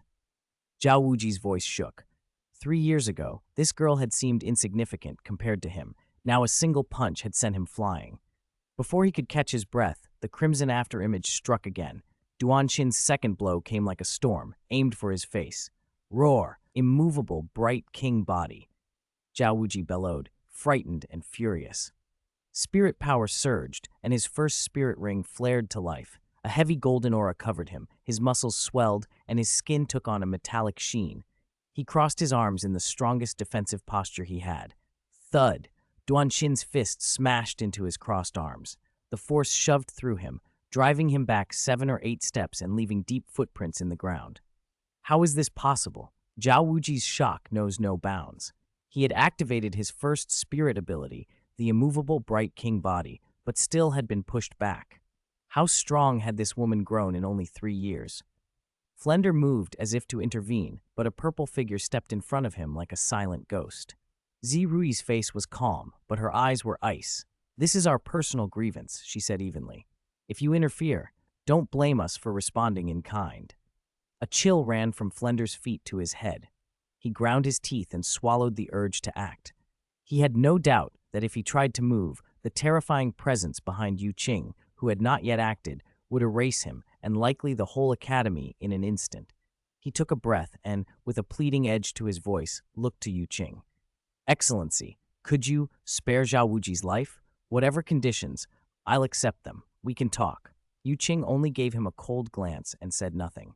The look froze Flender like an ice cellar. He could not find words. Roar! 7th soul skill, martial soul true body. On the battlefield, Zhao Wuji's mood snapped.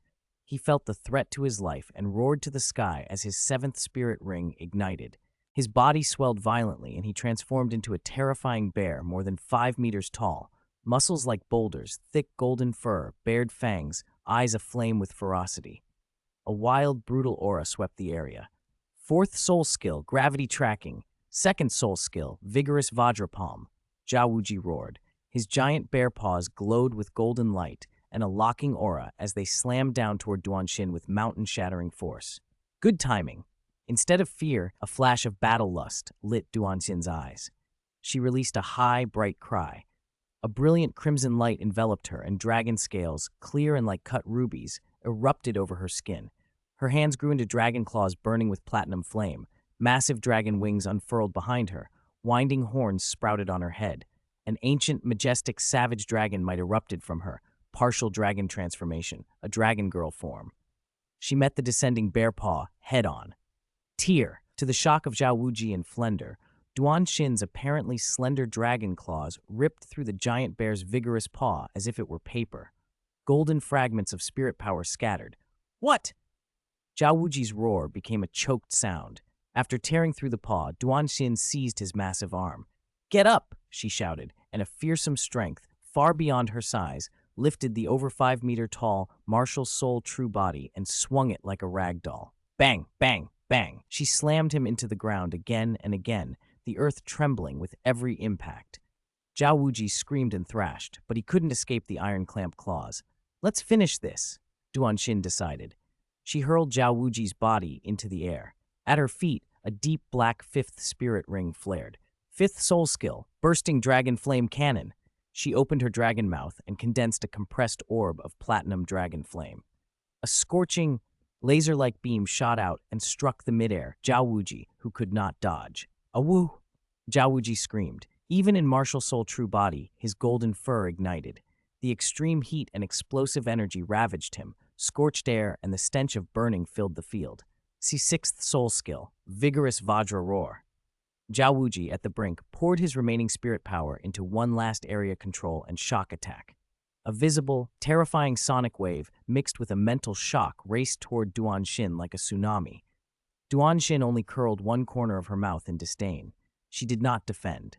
Around her, 7 spirit rings rose, 2 yellow, 2 purple, and 3 black, and a majestic crimson dragon-shaped phantom flashed behind her.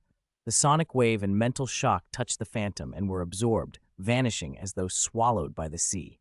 Impossible. Falling from the sky, his body smoking and burned, Zhao Wuji stared at the 7 spirit rings beneath Duanshin's feet. His mind collapsed. Spirit Saint, how could you be a Spirit Saint? 3 years, just 3 years. How could you advance from Quasi-Spirit King to Spirit Saint? Impossible, impossible. Duanshin looked down with pride. With my husband beside me, nothing is impossible. How could a fool like you understand our greatness? Dark methods. You must have used dark cultivation, life-draining, soul-devouring techniques. Zhao Wuji sputtered, clinging to defeat as if to a last straw. You're fallen spirit masters. That's how. The accusation was the spark on a powder keg. Zirui, who had remained composed, grew icy. They could be insulted, but to insult their husband was unforgivable. You are dead. Duanshin's killing intent reached its peak. I intended to spare your life, but now it's unnecessary.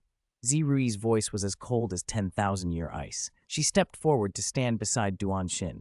7 spirit rings, 2 yellow, 2 purple, 3 black, also rose beneath her feet. She released her spirit power openly. Zhao Wuji and Flender were struck speechless. Another spirit saint, so young, and the scene that followed was one-sided and merciless. Contracted with the cloud-shrouding Flower Emperor spirit soul, Zirui's Nebula Purple Emperor Vine spirit had terrifying control. Countless purple vines, shining like the stars, burst from the ground and bound the injured Zhao Wuji like living tentacles. He writhed like an insect trapped in a web. Duanshin became an avatar of destruction. Dragon claws, dragon flame, and brutal spirit abilities rained down on Zhao Wuji's defenseless, martial soul true body. Flesh tore, bones broke, energies exploded. Boom, crack, over and over. In a dozen breaths, the mighty vigorous Vajra bear was hammered back into his human form. He no longer looked human, charred, mangled, countless bones shattered, barely breathing. He lay on the ground dying. Duanshin and Zirui approached like judges. Zirui's voice was cold and steady, asking the question that had gnawed at them for years. Zhao Wuji, back then, why did you ambush the teacher escort from the Spirit Hall Advanced Academy? They had no quarrel with you. Zhao Wuji's vacant eyes twitched. His voice was a rasp. You, how do you know? I forgot to tell you, Duanshin added icily. Rui and I were once students at the Spirit Hall Advanced Academy. One of our teachers died in that ambush of yours. Today, we want the truth about that year. The last light in Zhao Wuji's eyes died. He lay silent, staring at the gray sky as if waiting for the end. Flender shut his eyes in pain. His fists were clenched so tight his nails bit into his palms and drew blood. He opened his eyes and made one final, broken plea. You two, please, since he's already suffered so much, spare his miserable life. I, Flender, will pay any price. Duanshin sneered. He killed our teacher and insulted our husband. Those 2 crimes together are unforgivable. Today he must die. Not even a god could save him.